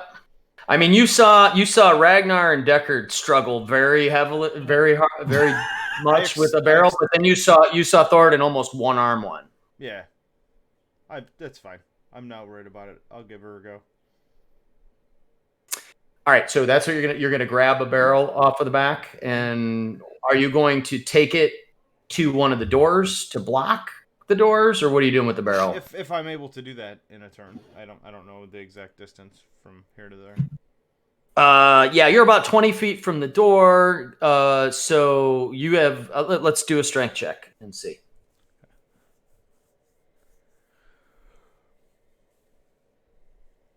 thank you, Doug. Hi, Doug. I wish I could watch the stream at the same time, but when I rewatch it to like put my notes together for next time, I love all the commentary. Little surprise sprinkles of comments, right? Yeah. Doug's are the best because they're always snide remarks and shit, and it's just it's good. Are you What did he fucking kidding me? Oh, got- my Wow. God. Can we just get one mulligan? Just one, please. Just I'm one telling you. reroll, please. There's There are something no going more. on here. I swear to God, I don't. There's That's no. the third one. Go ahead, Google. There's no roll 20 setting where I could just fuck the players. Crocus is laughing somewhere. You're right. Crocus is Curse laughing of Crocus. somewhere. The curse of Crocus. So I'm gonna do the same thing with what we did last time. Hey, Amber. You get up there and you grab the barrel and you're trying to get it off the back of it, but the wagon is sort of still in motion from Thoradin, kind of pushing it forward, and you start to slip off the back. I will let Spargle take an action reaction since you're the next in line to try to help something. Otherwise, Alaric and this barrel of wine are falling backwards off the back of the wagon right now. Yeah, And- gnome behind the giant Yeah, orc right. barrel. Right, with the barrel. I didn't roll initiative. You guys did. Spargle, You got if you don't want to get involved, I totally get it, because that barrel will crush you. That's just what I'm just wondering. I mean, this barrel's probably the size of me. It's probably taller. From a, you said it's just a reaction.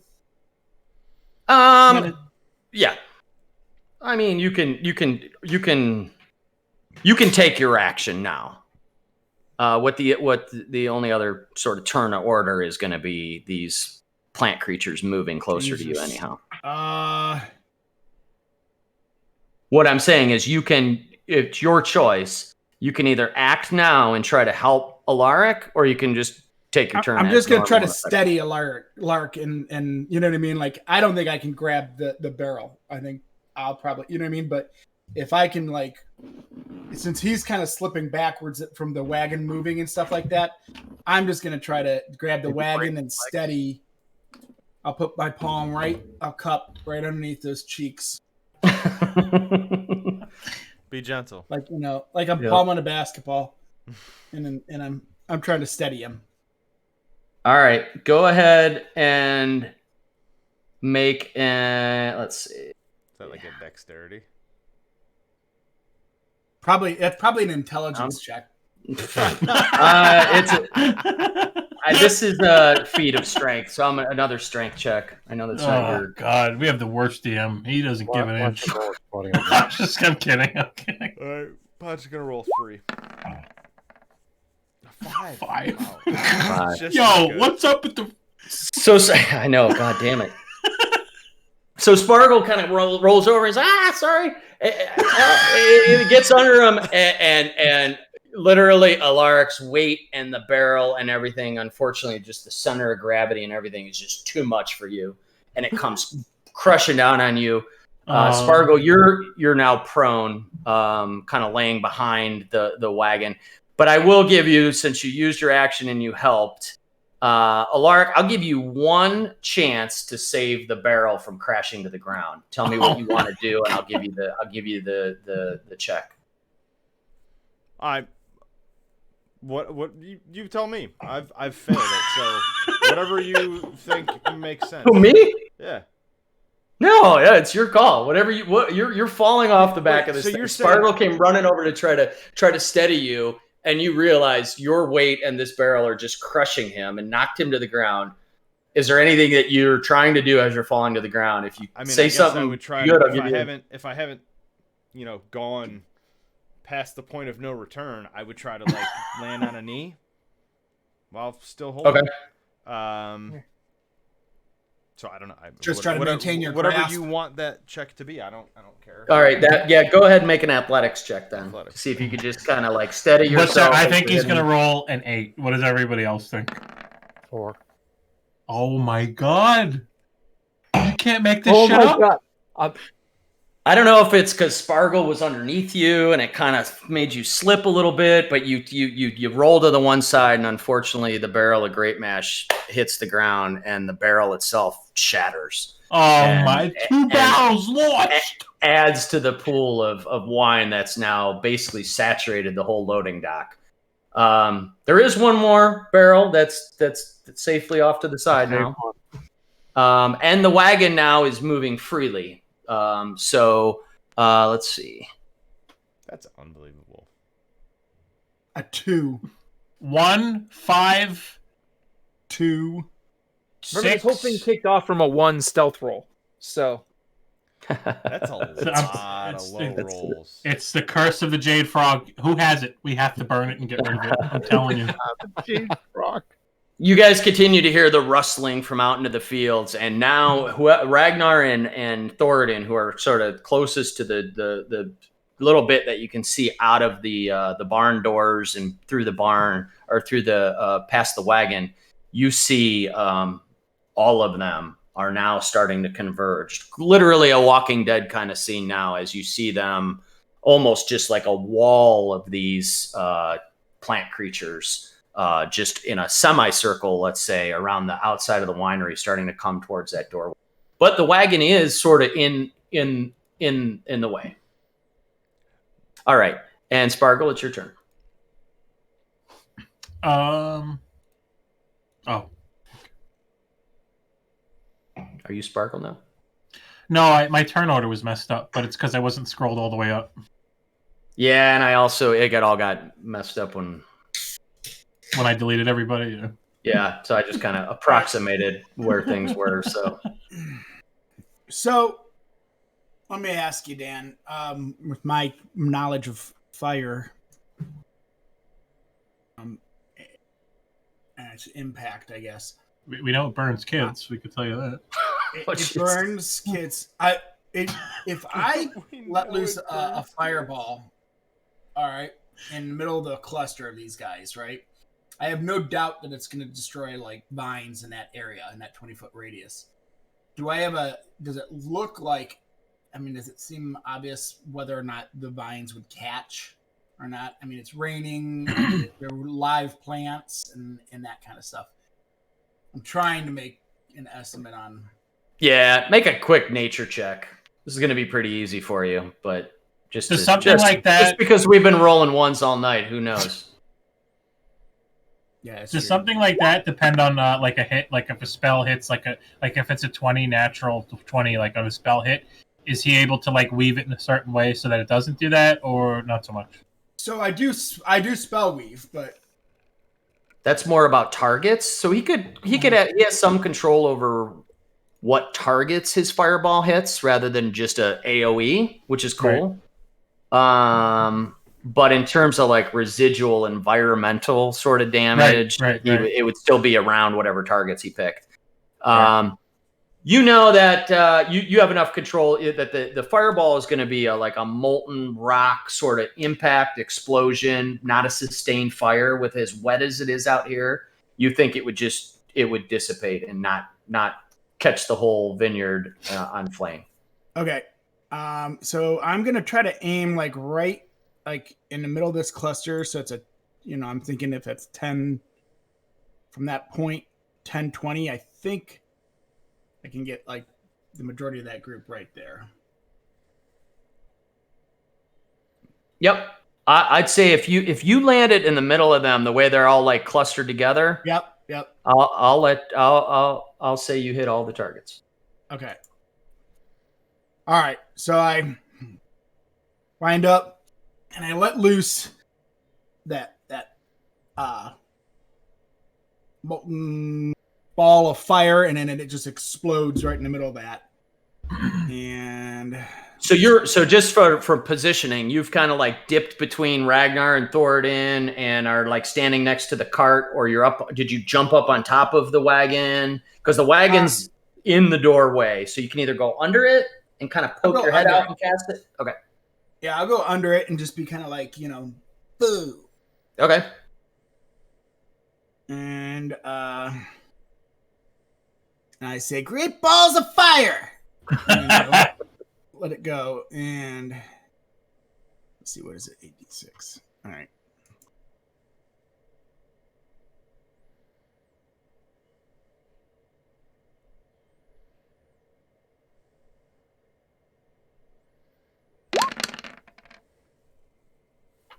Yeah, a lot of ones and twos. And that's a dex save that they get? Yes. Okay, but half of, so that's It's still half. Yeah, half. Yeah. So half would be 11? Correct. I wasn't asking for you to, I wasn't necessarily, I was just rhetorical, but all right, so you do that. So Spargo kind of skirts between the two dwarves, slides like kind of like slide move underneath the wagon, pops up, and you see that familiar just sort of from such a little guy, this huge, just expanding, molten out of nowhere meteor that just kind of flies out. Ragnar and Thoradin, you have like front seats for this fireworks display. And it hits right smack in the middle of a number of those, a whole group of those tree creatures, and they just disintegrate.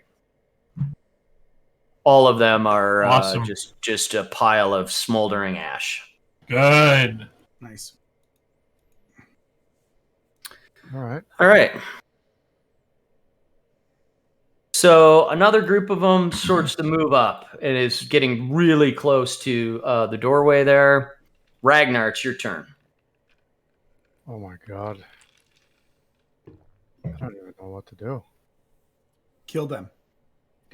I don't know if I have do we have a base ranged attack, or only if you like acquired something? Do you have like a bow and arrow? Do you have I don't think so. do you have a crossbow? Unless you start with it, I don't know how that works. You actually, yeah. So if you look under your equipment, you got you got yourself starter equipment. You do have a light crossbow and some bolts. But you currently have your shatter spike and your shield sort of equipped. So I kind of forget how that all sort of works. Use a So you bonus can- though, right?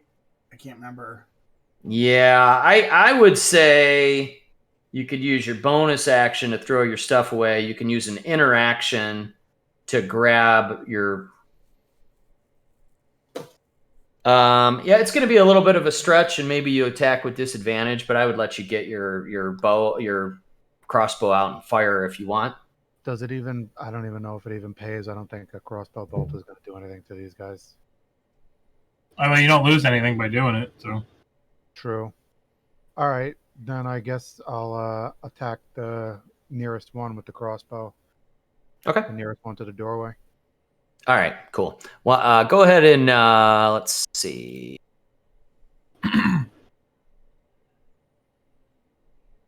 All right, so you need to roll you need to make a ranged attack roll. So which dice do I hit? You roll a d20 and you get a +5. Oh wow, awesome. Oh, I can't wait to hear Dan explain this one. Awesome. It's my I'm waiting favorite for part. Will to just lose his mind and rage quit on roll 20 because the dice are crazy. This is unbelievable. Yeah, so it was a lot to kind of like put away your other weapons, get out your crossbow, load it up. You haven't used it in a little while. There's a tight opening because this wagon's sort of blocking the way, and you fire the bolt off, and it goes straight over the head of the whole group. Awesome. Deckard, it's your turn. Oh, here we go, baby.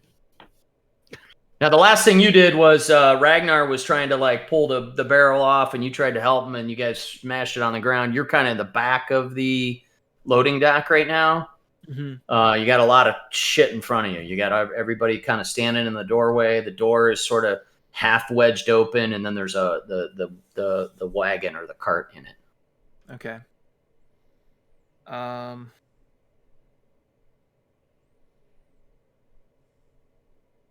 How big is each of these spaces? 10? 10 feet, yeah.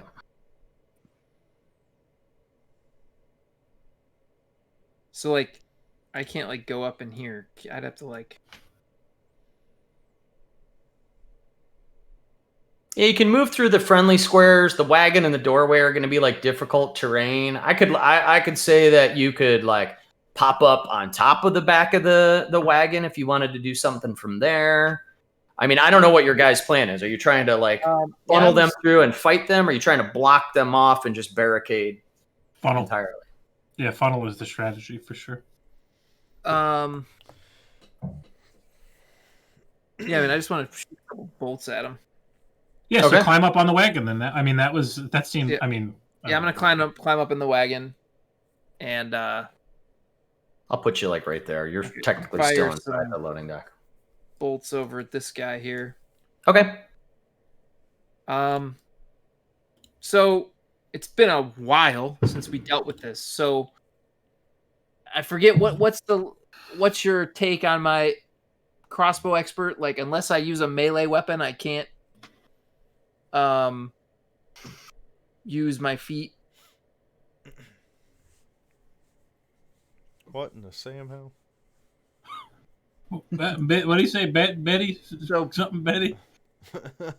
my crossbow expert feat is you ignore the loading property of crossbows. And when you use the attack action with a one-handed weapon, you can use a bonus action to attack with a hand crossbow you are holding. So, like, by the language, I could fire my crossbow 3 times, but I think you wanted me to, like, melee with one of those attacks in order to get an extra attack. Yeah, I'm not gonna let you fire off your crossbow 3 times in one turn. Just like boom, boom, boom. I don't think that just feels. All right, I'll just shoot this guy twice. Don't you have to reload a crossbow? I mean, I'm just maybe. Yeah, so like my crossbow expert, I ignore the loading property of crossbows, and then when you like, I'm supposed to, doesn't matter. So I can shoot twice because I can use my. Normally, I wouldn't be able to shoot a crossbow once and then shoot it again with my extra attack, but because I have the crossbow feat, I ignore the loading property and I can do it. Right, so that's 2. I'm good with 2 shots, and then what's your third? So technically, crossbow expert says that if I attack with a one-handed weapon, I can shoot a one-hand crossbow as a bonus action. And so, like, because the bow itself is one-handed, It's a one-handed you should weapon. get, yeah, so that's a little recursive. Yeah, I kind of like that. Well, I don't want to bog us down, but I kind of like that more as like you stab, then you shoot, and then you shoot again. That's what I feel the flavor of it is. Not that you get 3 attacks in a turn. So let's just. Okay. I'm cool with the 2 though, for sure. And you moving up and jumping on the back of the wagon and all that. Okay. 10. Gosh, it's been so long since we've done combat. I know. Like, forget all my stuff. All right. Hey, All right. There we Good go. hit. 29 to hit. That hits. Does a 29 hit? All right. What am I shooting?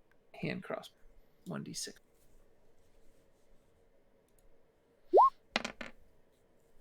So 8 damage to this guy. Okay. How does he react when I pump that bolt into him?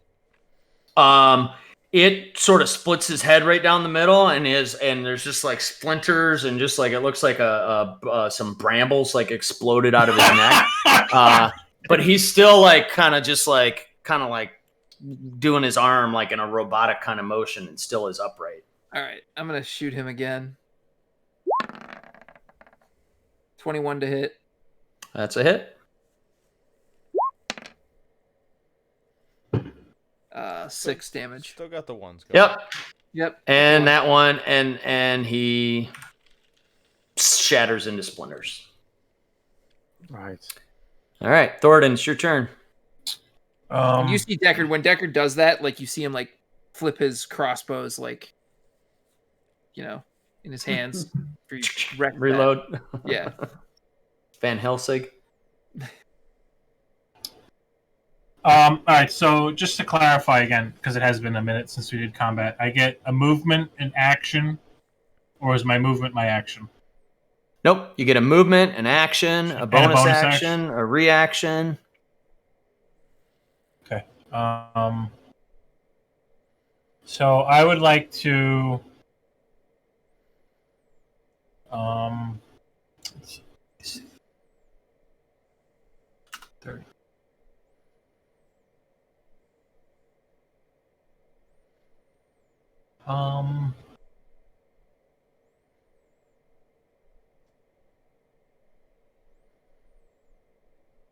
I would like to. So it says for my spell Bane, it says that I need a drop of blood.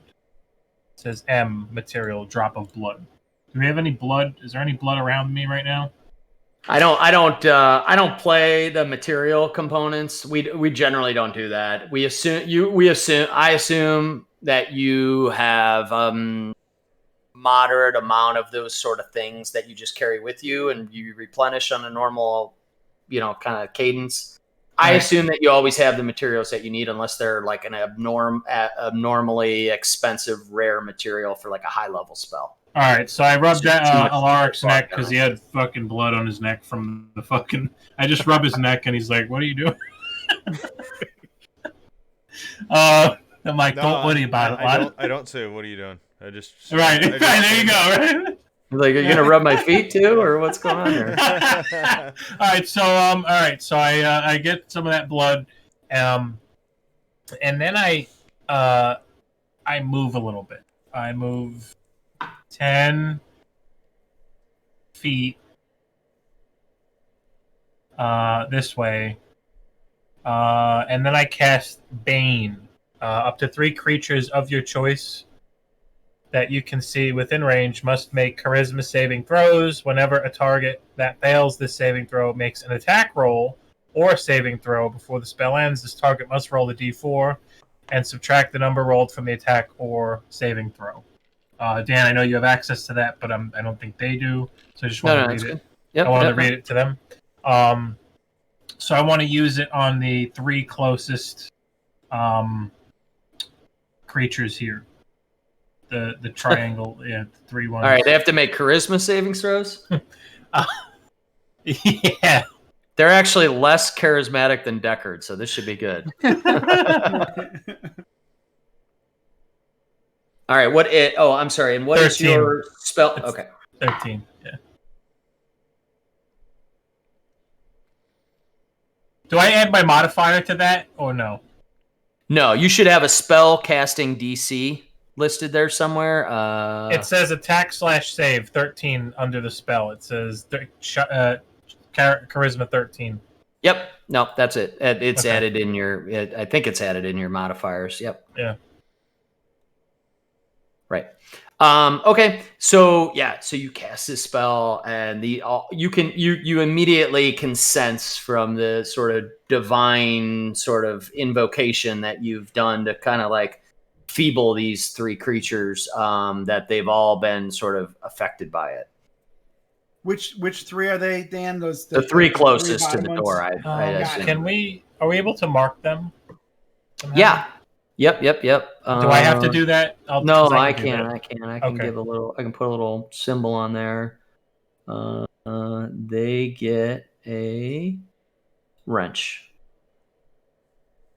I don't know what the fuck the wrench is for, sickle or whatever that is, but that's what they get. Okay. Hey Dan, did you do that color miniature thing? No, Kickstarter? I haven't yet. I think I have a code for it somewhere, but I haven't ordered anything. Okay. Did you get that token maker for like a year? I didn't know if you won. Ooh, yeah. We should look into. I need to look into that. So I just have a quick question on mechanic stuff. So if I cast a second level spell, do I have to use it? Like I have separate slots for separate levels, kind of like Final Fantasy 1, where like you have slots for like each level of spells. Like so, my level 2 spells have 2 slots. My level 1 spells have 4 slots. Right. Yep. Exactly. Okay. All right. Okay. All right. And then after you do that, the next couple of groups move up. Thornton and Deckard, you look off to the right and you notice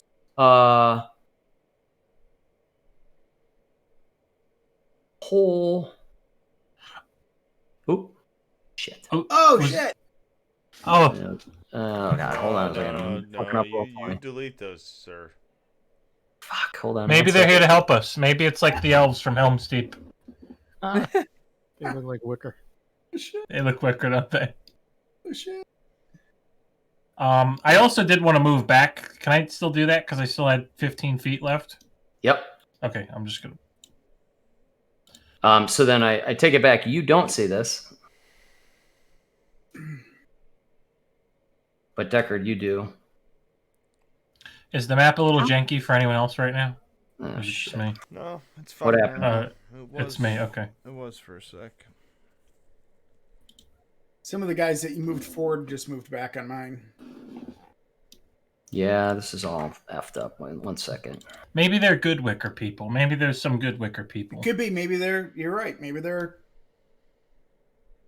It's like What's the movie where Fuck. Nicolas Cage like gets the bees kill him? Is that Wicker Man? Yeah, that's who. Isn't that Wicker Man? And we got a Nicolas Cage reference.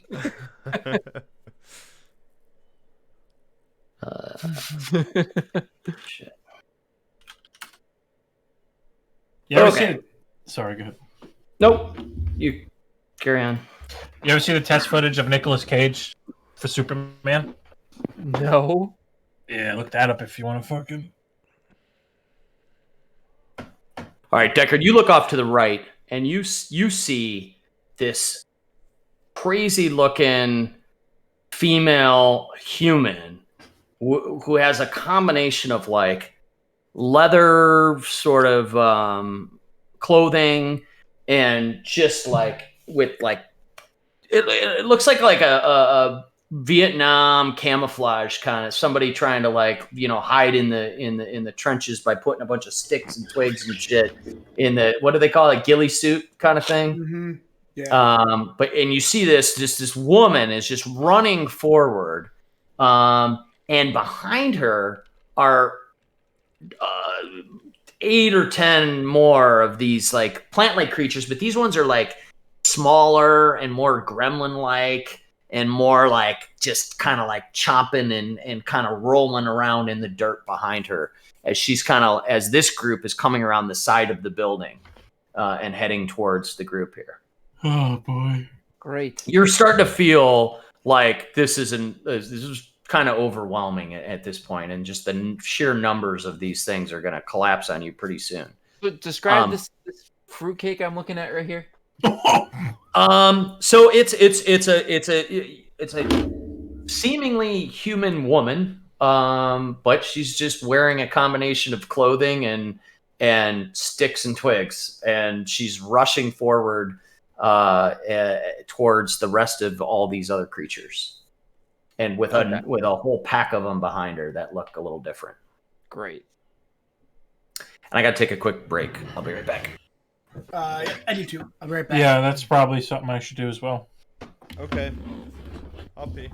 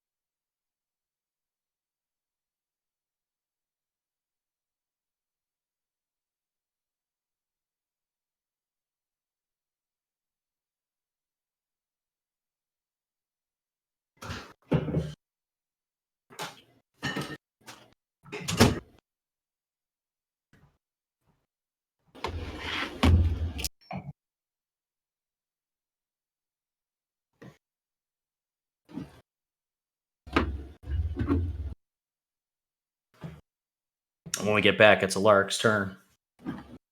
Oh, good. I'm watching this Nicolas Cage. Oh, the Thing. test footage? Yeah. Yeah. What? Got Why long does he hair and look shit. like a goth Superman? I don't know. He was gonna be Superman. Yep. Didn't they all kind of look goth from his planet, though? What was it, Krypton? Like in the beginning, like even in like the old school Superman 2, like when they were on their planet, they were all like they had like eyeliner and like, you know, they were hyper futuristic like suits and everything. Yeah, they looked like they could have been in Madonna music videos. Right. I really liked the Superman with Russell Crowe. I thought that was good. What was it? Superman with Carter? Man of Steel. Man of Steel. I liked it. I should go watch those again. Like, Superman is so hard to do because it's kind of like it's stupid, the whole concept of it.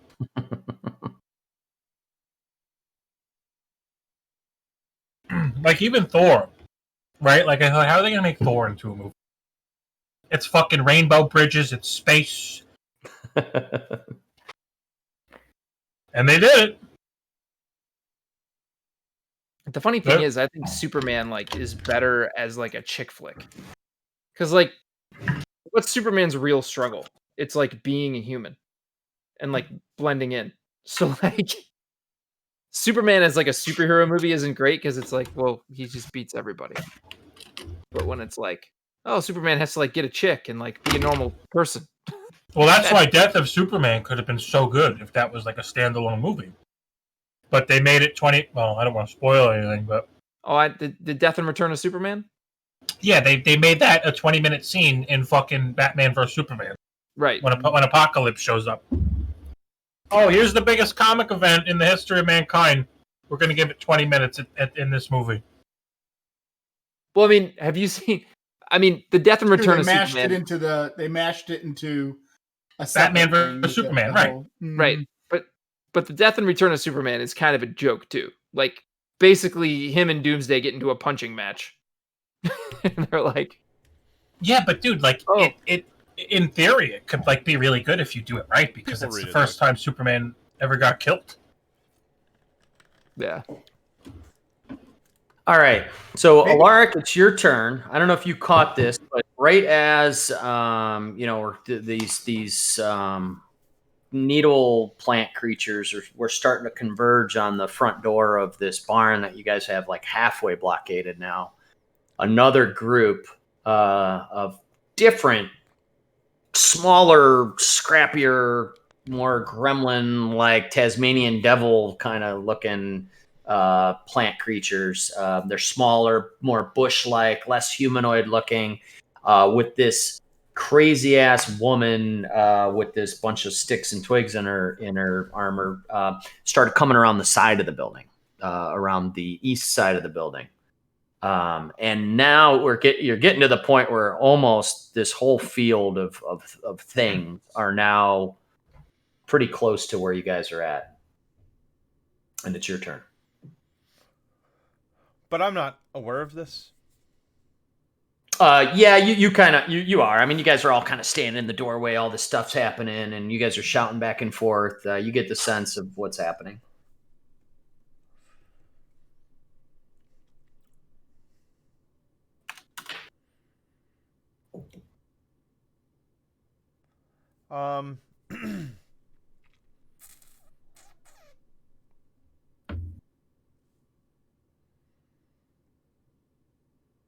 I don't know. I don't know. I don't know. Do I want to go back out there? Or are they?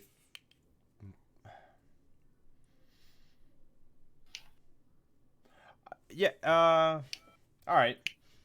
So I guess if I'm aware enough of her location and stuff, I just want it because I can pass through my friends, of course. Here, I'm just gonna run out and run towards her. I'm not gonna run towards her like I'm charging into battle and I'm ready to chop her head off, but I'm going to apprehensively kind of walk towards her. Okay. Yeah, you're close enough to the door, and you can get through your friends that you could walk right up to her.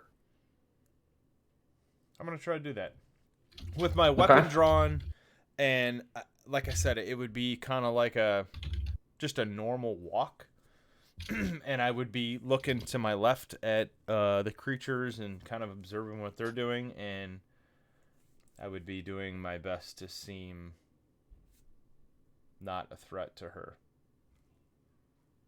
Are you going to try to pacify? Is that your idea? Yeah, I'm not looking to fight her, but I'm also not going to let her I'm not going to just stand there and let her slit my throat. Okay, so the creatures, as you're walking out of the front doorway and toward, past where you guys have the door like half barricaded now, almost closed all the way to barricade yourselves in, you walk through that. And you see the creatures that are all around you. I mean, it's really a Walking Dead kind of scene. They don't seem to be very intelligent or focused. They seem to just be in a bit of a frenzy and just clawing and gnashing and tearing and doing whatever they can to come towards you guys and rip you into pieces.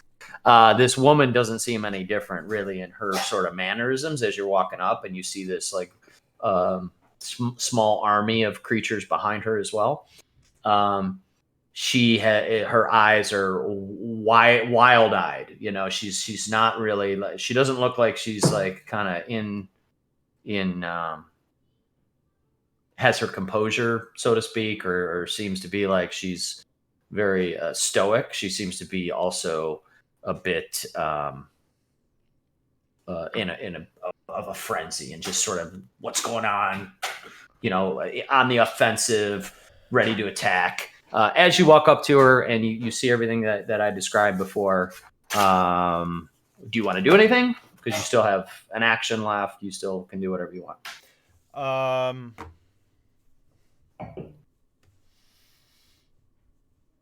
Yeah. So let's see. I mean, I've only I haven't even like walked my whole distance technically, right? 10, 20. So all I've done is walk.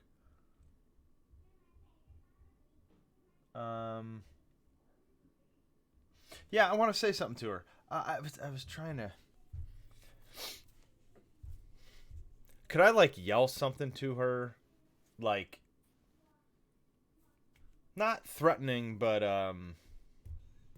just with some confidence, and kind of and use that as my bonus action, whatever. Because I don't think I'm gonna be doing any attacking just yet.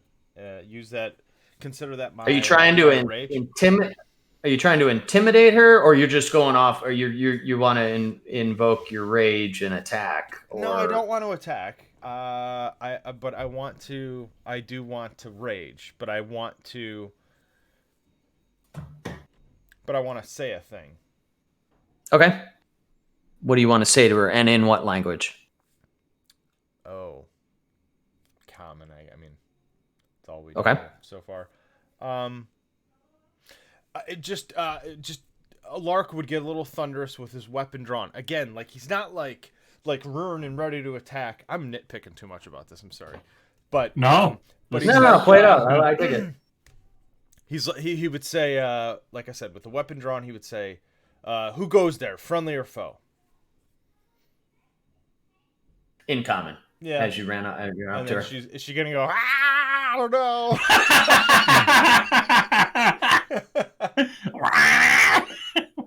Essentially, that's her response. Good. Oh, there we go. But she barely makes eye contact with you. She's looking as if you're not a person to interact with, but as just prey to destroy. As you say that to her, she actually replies back in I'm looking at the languages that you speak. Deckard and Thoradin, what languages do you speak? Common and Goblin. I speak Celestial, Dwarvish, Orc, and Common. I could talk to gods if I have to. Okay, so none of you can make out what she's saying, but Alaric, it's just she's spitting and foaming as she's saying things. She's not looking at you. She's looking more at this field of these plant creatures around her, and she's making motions and stuff like that as she starts to put her hands together into some sort of weird motion. Oh, that's always good. Killer. Yeah, chop her legs off. So, okay. Again, I'm not trying. I don't want to be like doing too much, but can I take a swing at her? Because I mean, I've really, I've walked. Yep, out, you've made your movement. You've had on. a conversation or action. Yep, you can finish your. You still take your action. Okay. Wait. Start raging, brother. Yeah, no, I did. I want to make sure I'm not.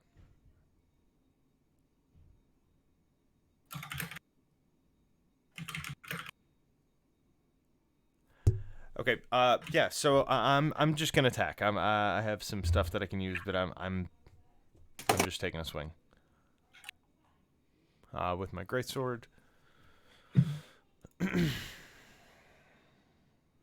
right. Now, did you enter rage, or did you just? I did. That was my idea. So that's my bonus action. Yep. So I have a bonus action. Yep. I just wanted to make sure that's what you did. Yes. All right. Cool. I clicked that off. It's, like Will was saying, it's been so long. I just want to make sure I'm not missing. Rage is just for the attacks, and then this saves. So 19 to hit. I mean, I'm sorry. I'm after her whatever nonsense guttural speak that was. I'm going nuts on her, and I'm going for center mass. Yep. Nice. All right. So and then you swing, two-handed, great sword right at her. Yep. All right, and it connects very solidly. Go ahead and roll your damage. Okay. I think sometimes. And this you're gets you're screwed. adding +2 damage on this one. Yeah, so I get 2d6 plus 4, so then I get the 2 from the rage, so it's 2d6 plus 2. Plus 6, rather. I think this works out when I do it this way. Yeah. So 14 damage. Yep. Awesome. Yeah, you land, your greatsword hits her hard, and the light cloth and leather and leaves and sticks and stuff she has on her doesn't seem to be much of a armor for her. And so, what was the total damage? 14. 14. Okay. And I'm going to swing again. Okay. So slashed across one way, I'm going to come right back the other way. All right, first one hits and sinks really deep into her left shoulder and arm, and her arm is barely moving now. Go ahead with your second attack.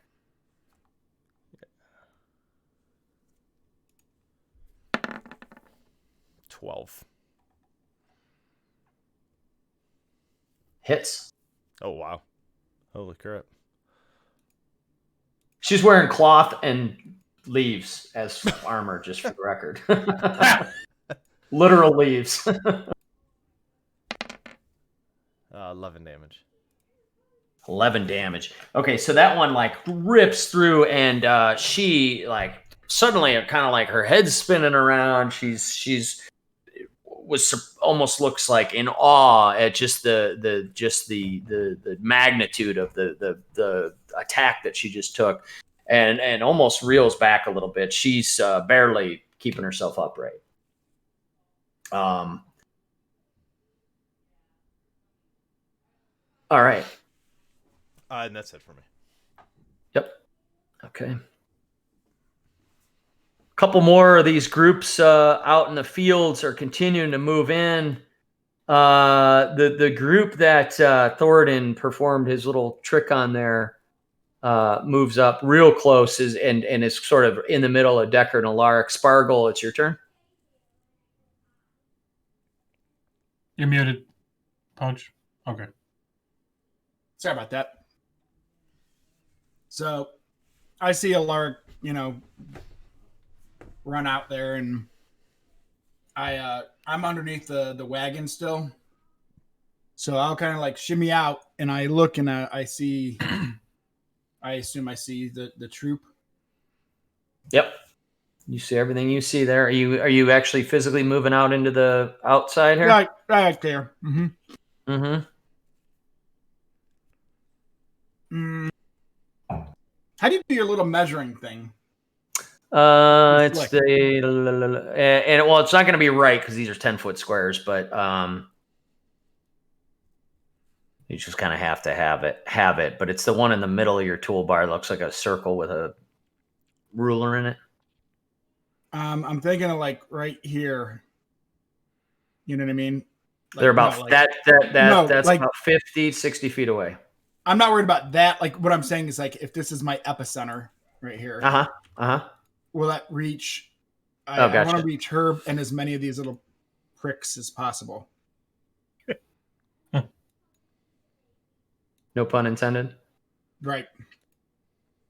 I would if you center it between it kind of if you center it, I'll let you get all but the last 2 row or 2. Yeah, okay. Maybe 3. But including the chick. Mm-hmm.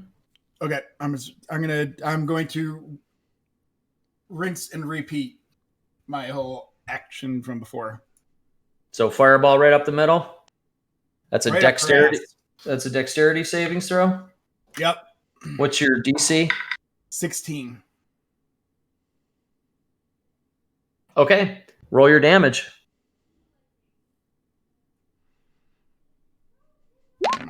And big rolls. Man, lots of 2s and 1s again. But 10 damage or 20 damage and 10 for all who failed or who succeeded. All right. Your fireball again kind of arcs right over Alaric. You almost have to duck as this Yep. It almost just sort of just does this weird little like move right around you as this just molten ball of metal and rock and like lava just kind of like goes right around you, like just decapitates the weird lady with the leaves on her. Like literally, the ball goes through her face, lands right behind her, and explodes as number of those creatures just turn to ash.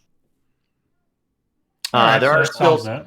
there are still two of them sort of on the back there, just sort of scrambling around. Alaric's gonna like look over his shoulder, like real quick, and give Sparkle a thumbs up. I give him a little. Like if Deckard ever had a Scarface moment in Faerun, like, and he went to get his gun, like, he would actually just carry out Sparkle. Like, I wouldn't come out with a big gun. I would come out with this gnome in my hand. All right.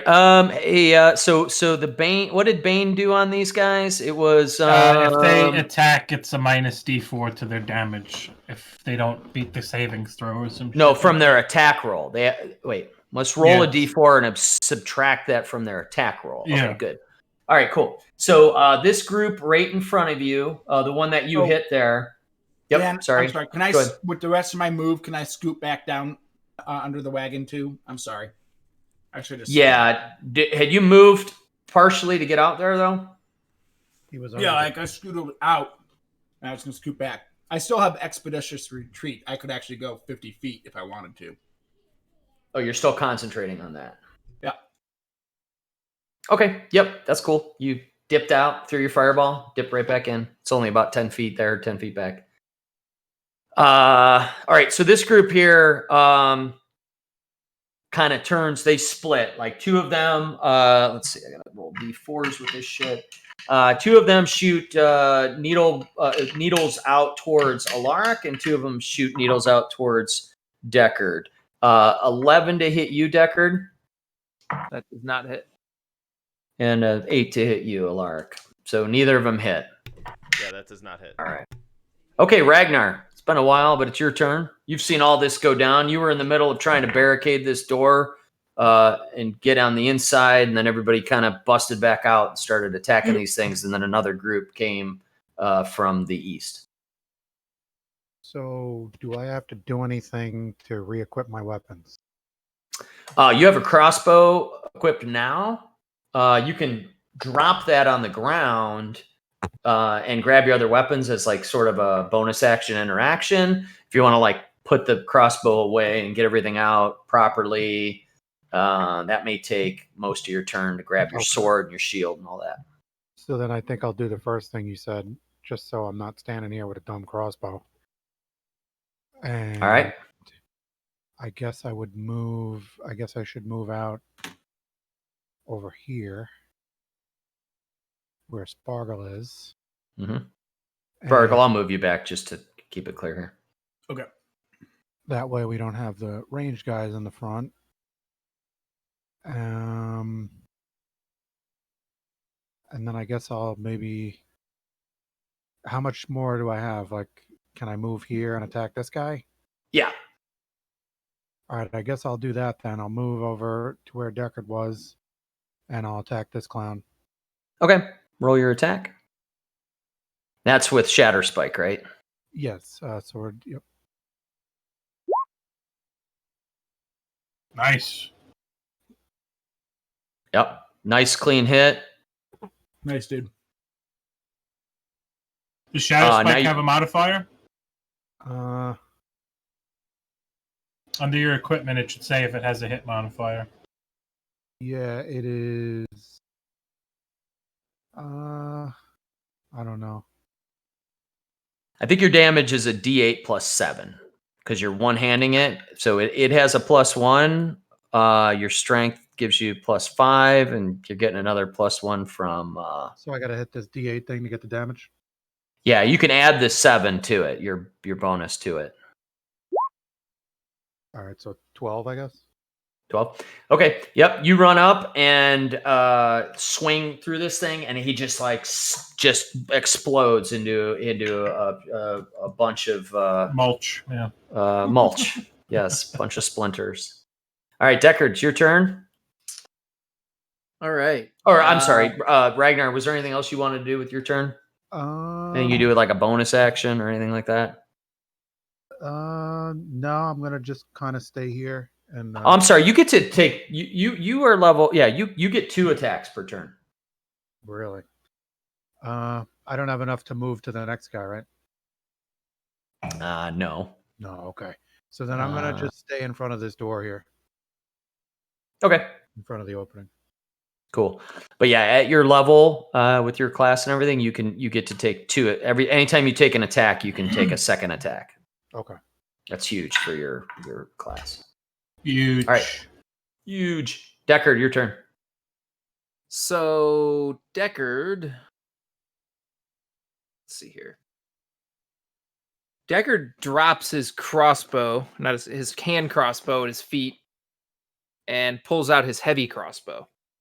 Whoa. And and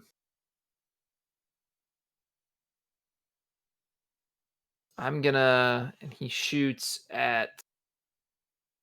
I'm gonna start picking guys off that are far away because you guys can clean up stuff that gets close to us. So I'm gonna actually like kind of take a step back. Like I want to be back behind our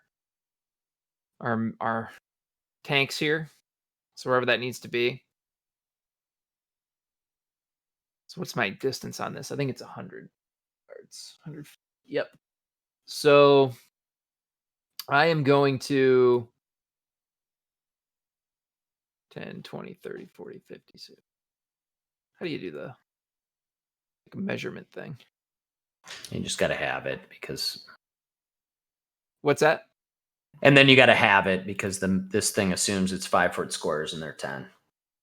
Oh, got it. Okay. So these are 10-foot squares, 10, 20, Yep, 30, yep. 40, 50, 60, 70, 80, 90. Okay, I can do this. So kind of moving back in the group here. I'm going to shoot. Do I have an angle on this guy? Let me see here. Yeah. I'm going to shoot this guy. Okay. This guy here Got it. with my heavy crossbow. 20, 25 to hit. Yep. It's an easy hit. And he's dead. 13 damage. Yep. And then I'm going to shoot. Do I have an angle on this guy? Do I have an angle on that guy? I probably can't share a spot with. No, but I mean, again, these are 10-foot squares, so you guys aren't doing social distancing right during combat. So you're a little bit closer to him than you would think, and you can make the angle. Okay, Yep, I'm gonna you're shoot over this shoulder. guy. I'm gonna shoot this guy right here. This dude. Okay. Make your attack.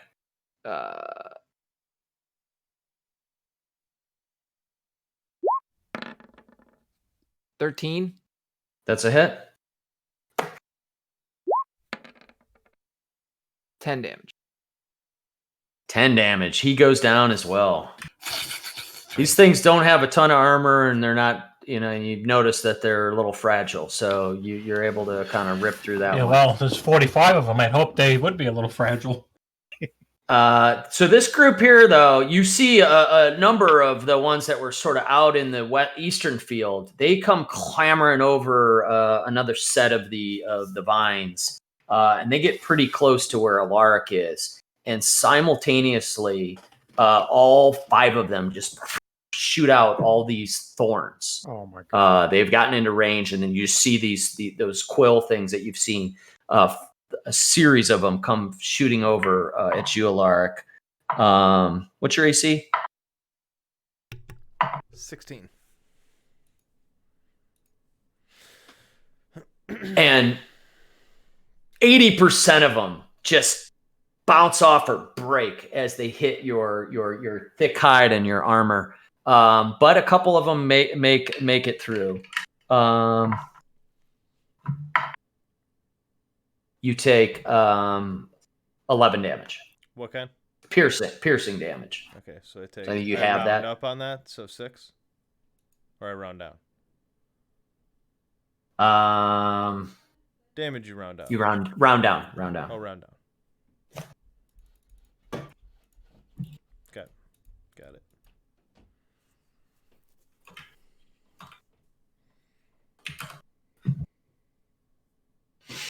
All right.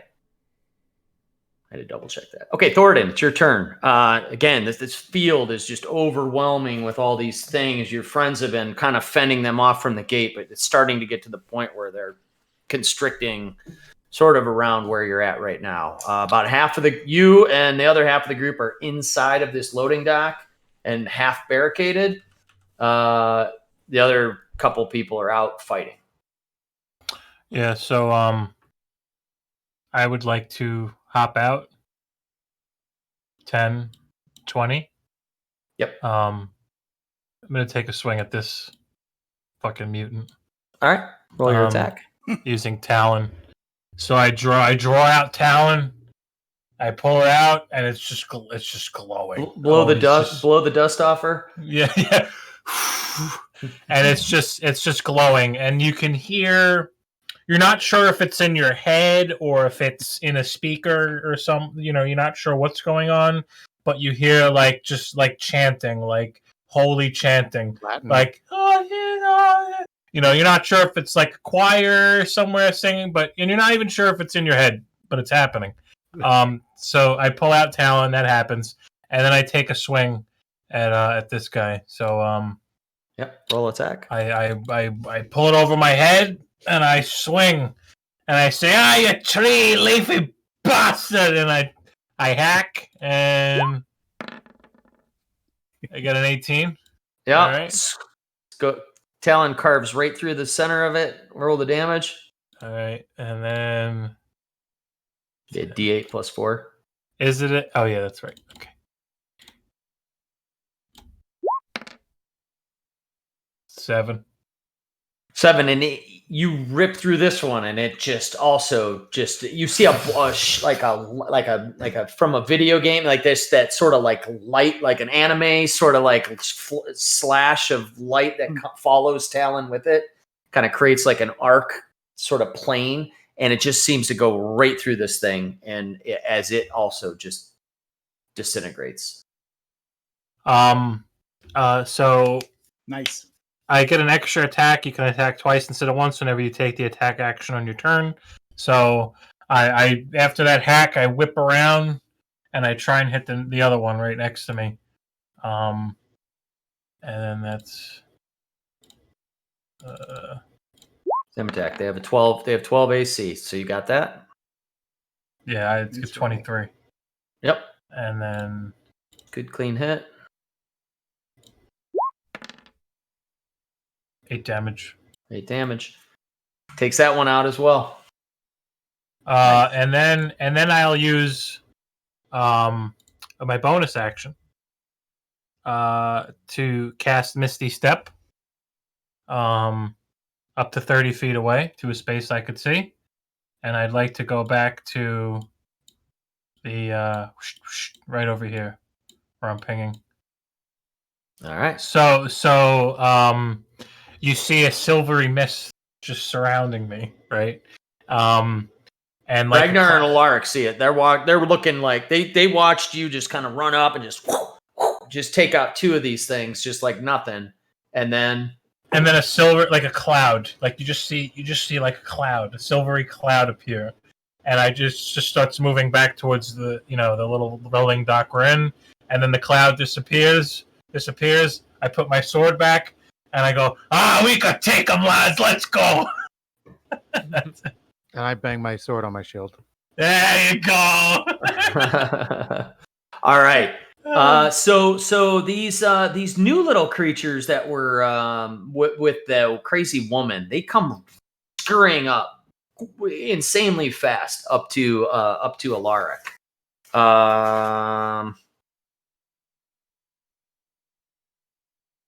Yeah, and they both just start clawing at your feet and shins and everything. They're just they're only about this high up. They're only about like 2 feet off the ground, but they scurry around your legs and start like clawing at you. There's 2 of them. 18. What's your AC? You're muted. Sorry. That hits. I'm 16. Oh, okay. So yeah, so 1 hits you for 3 damage, piercing. Okay. So if you round down, I guess it's 1. All right. That's not too bad. Okay, and then this grouping up here kind of moves a little bit forward.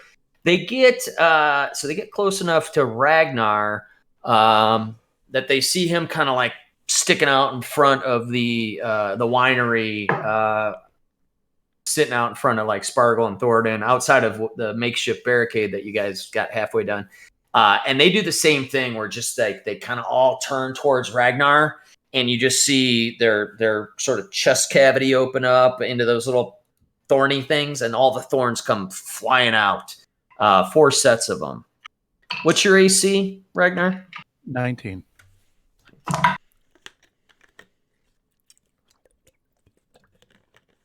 75% of them just bing off of your. What are you wearing?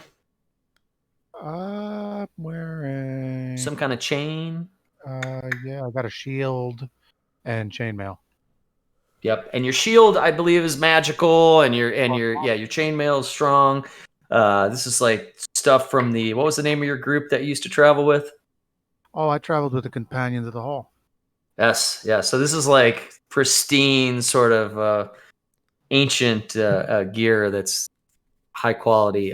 So reflects most everything, but same thing that happened to Alaric earlier is a couple of them just get right between that area around your neck area. In fact, one of them hits you sort of square in the neck. Was a sort of a critical hit.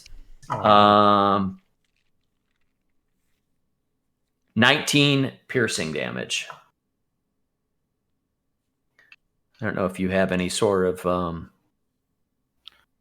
resistance against that. How do you look that up? I don't know. I think that would say under. Yeah, I don't think you do. I don't see any reason why you would. So you take 19 damage, and you can subtract that right off of your sheet. Okay.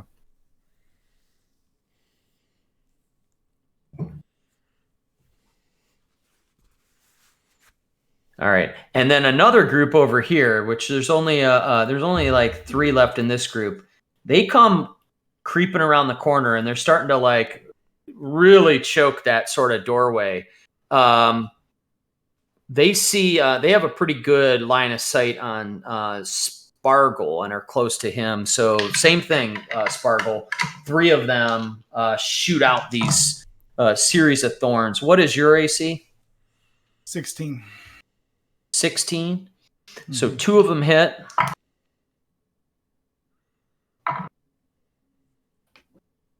$16 total damage, piercing.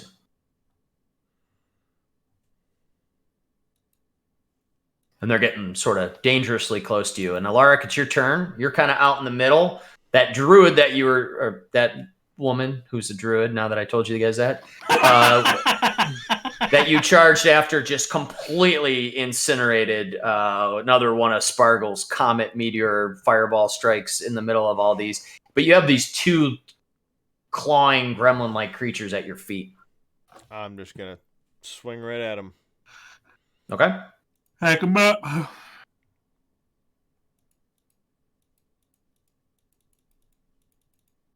Well, I really can't make this buttons work.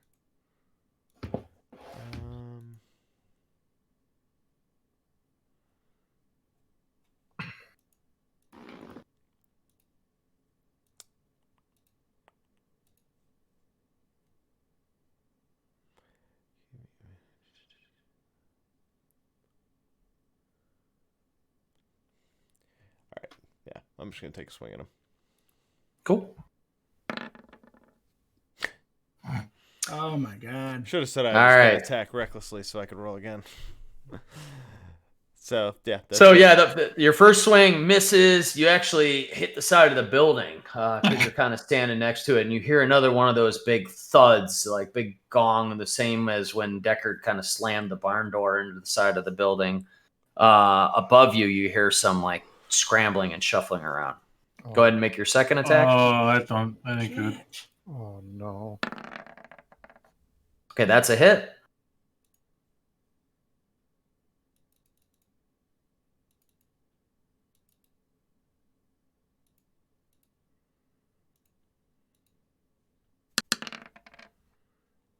$12 damage. And that one dies. You just rip right through it, and it's just a pile of sticks on the ground, just laying there lifeless at this point. This last farther group, Spargle and Ragnar, you notice that it is now moving. They are now moving a little bit closer. So you just have this sort of wall of these plant creatures. Spargle, I still your get another turn. attack. Oh, I'm sorry. Sorry. Go ahead. It's fine. I thought you took your 2. You get another I one. get my Yeah. 2 attacks, but then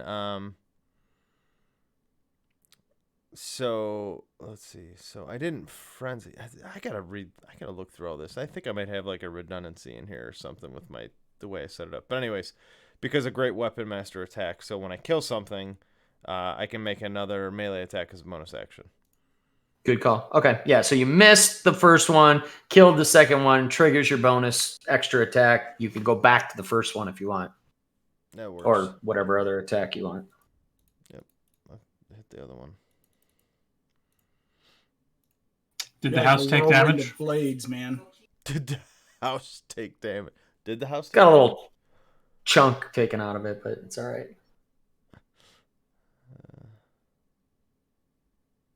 I was rolling my hit wrong, by the way. Whatever. It doesn't matter. Still rolled a 1. That's a hit. I was Do you rolling- get a with your rage? Do you get a crit on 19, or is that? Am I thinking of Nah, I something think that's a else? fighter thing. Okay. I thought All right. that great weapon fighting.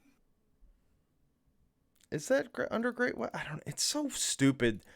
I complain about this every time, but like I thought great to weapon- I could be figure out all wrong. the different traits I get from it, I have to go through like 3 different fucking tabs.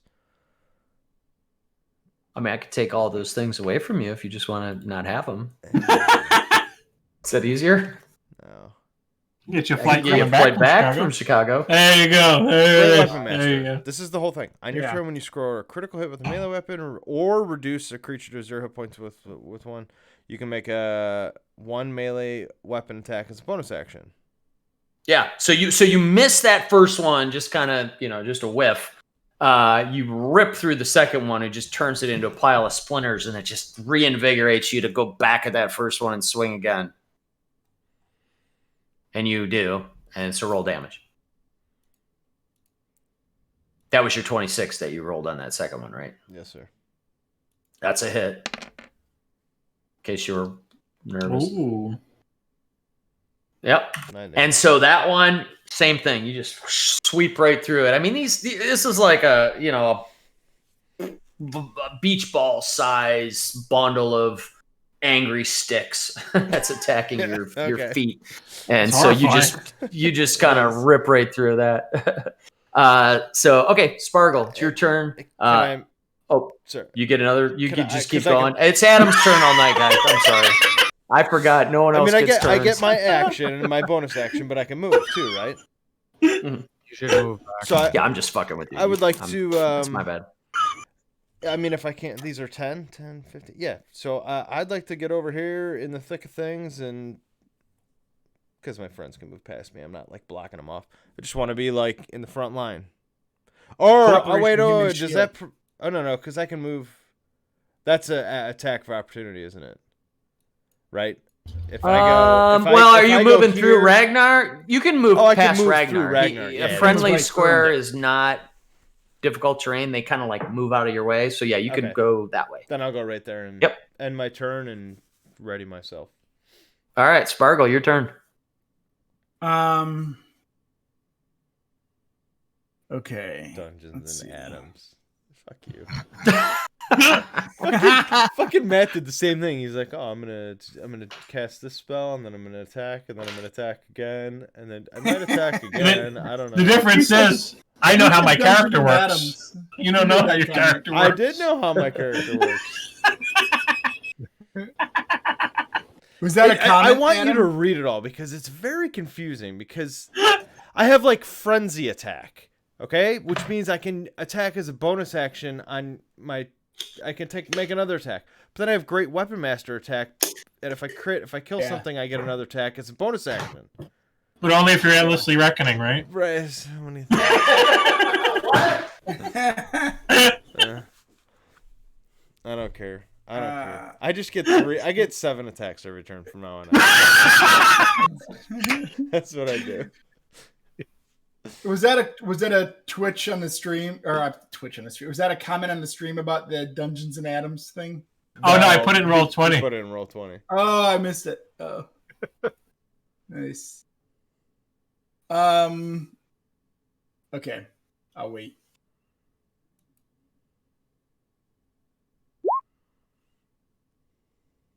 Oh my god, Blackwood's here. I've only got one more of the big guys in my sleeve, up my sleeve here. So I'm trying to wonder if I should hang on to the condense a little bit. I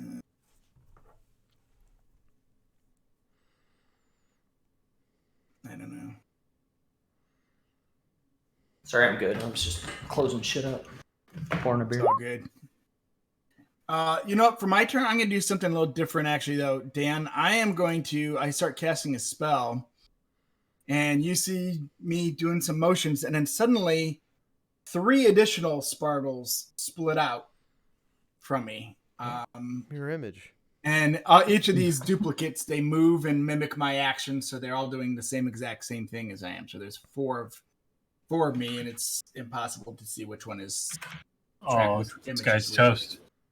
This guy's toast. All right, so suddenly all these other sparkles, like the exact copies, just pop up all around you. Yeah, All there's around the group? 3 additional sparkles. So there's 4 All right. sparkles now. Still can't attack as much as Alaric. And then that's true. All 4 together. All right, Well, and that's crazy. That's funny how you made a bunch of different sparkle tiles. That's fine. Is that your turn then? Yeah, yeah. I'm just trying to think if I want to move or not. Let me ask you a quick question. Behind us, did we ever shut that door? I No, think the door. did Ragnar or did Alaric move one of them? Or no, I think Alaric wanted to move one of them and then he failed. I think. Yeah, no one touched the doors. The doors are actually not easily closable because one's sort of just jammed a little bit. But you guys got the cart or the Did you want me to wagon or attack the whatever. doors? The one behind us, Dan. The one behind. Oh yeah. No, I think what did you guys do with the barrel? You guys put one of the barrels of wine by the door or blocking the door or something. It's ready to be used to block the door. Yeah, I thought Ragnar might have did that. No, I dropped one on the ground. I think it was. You were Right. the only one who picked it up. man. Yeah, that's true. I'm the only person who fucking got a barrel moved anyway. So Yeah, and what did you do with it? You put it by the door? no, I didn't. I just put it down. I should have put it by the door, but I didn't. Okay, so it's kind of like behind where the cart was. Okay, and it's just a regular door, though, right? Uh-huh. Yeah, I'm not there's gonna be able to one. move the barrel. There's like I'm- 2 of them, like in the corner of the room. There's like one door that's open and one door that's shut in the like corner, like 2 right next to each other, behind us. behind you in the back corner. Okay, so I'm just gonna I'm still got my little speedy feet going.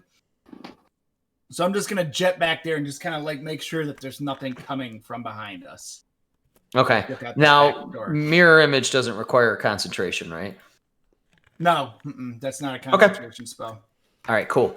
Well, Yeah, all my all right. images come with me though, too. Like, you know what I mean? They're all like, you don't have to move them on the map, I don't think. But I'm just saying, like, I just run back to the back of the barn to look at the door to see if there's anything there, and then and then if there's any movement, I don't know how deep this thing is, but if there's any movement, make my way back towards the wagon. Yeah, it's about 30 feet deep. I'll remove your Okay. mirror images, but you kind of move back there with all these copies of you, moving with you. It looks like a little group of Spargles, And you move back there, and again, you notice the one they is should tell closed. you what's, the other one's what's open. I banned don't know if you instead. want to peek your head into the one that's Yeah, open. I'm like when I look out and make sure there's nothing in the backyard or whatever. Yeah, behind so the one sort of due south. So it's not clear on this map, but if you look at the southwest corner of this room of the loading dock, yeah, the southwest door that's on the western wall is closed. The one that is due south, like if you were to go right back in the corner, is open, and that's where you move yourself to, and your mirror images are around you. And when you look in there, you see a hallway and some spiral stairs, and you don't see you don't see any other things, any beings, anything, any enemies or anything down there.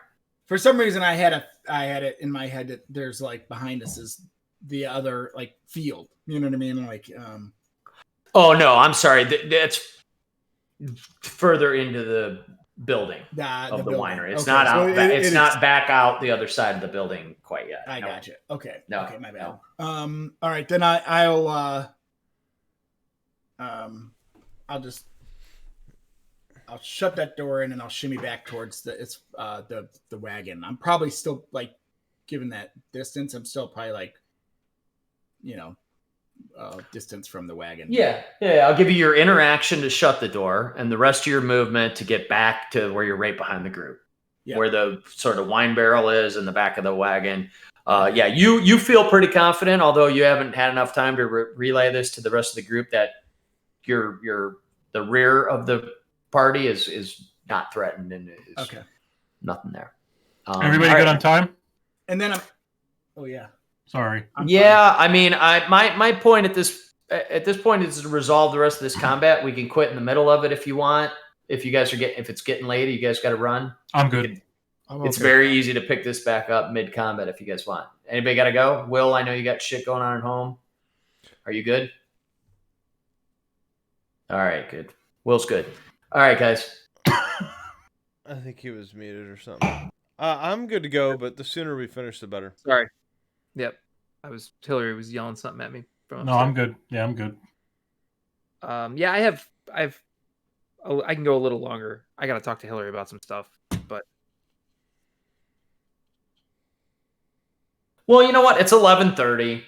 It's no big deal to pick this up mid-combat next time. I mean, we're just, whether we finish this combat or whether more things happen in the middle of this combat or whether you guys decide to do something besides finish the combat, we're good. We could always watch. Yeah, sorry, Dan. No, go ahead. We could always watch the last few minutes as a recap of the stream to maybe catch it's not such maybe next time we won't do a recap. We'll just call this one long session and I'll just kind of roll right into it because there's not a lot to recap. The first few minutes of the session, we'll watch the last 5 minutes of the thing. We could just do it all together or something. Right. Adam, make sure you save this clip, because I know with the DMCA shit, it's everybody's not saving stuff, so you don't have music playing, so that you could save this one. Yep. Also, let me see. I wanted to share something with you guys that I've been working on. So we'll call the session right here. Let's see. I'll share this here. Ponch, I'm sorry, I didn't mean to interrupt you. Were you done with your turn, or I didn't want to interrupt you? Attack twice more. When I get back to the wagon. Oh, what is this? Wait, what? I'm just I've been working powers. I'll put this in Slack too, in our D&D channel. Yeah, I'm all done, man. That's all I got. And I'll put this in Discord. Yeah, I'm sorry, Punch. I didn't mean to interrupt you. I'm sorry. Oh no, I was done. I was tapped out. I'll put it in D&D chat on Discord if you guys have that. But yeah, so we'll do a pause mid combat because I don't want to just rush it and fake it out. you guys get a sense of what's going on here. So we can call this like a half session sort of cutoff, since everybody's got stuff they have to do. We'll pick back up next time, sort of mid combat, as your guys are trying to get into the winery. So we can kill the stream there whenever you want, Adam. Yeah, I will end it there. Thanks everybody for watching. Thanks, viewers. Couldn't do it without you guys.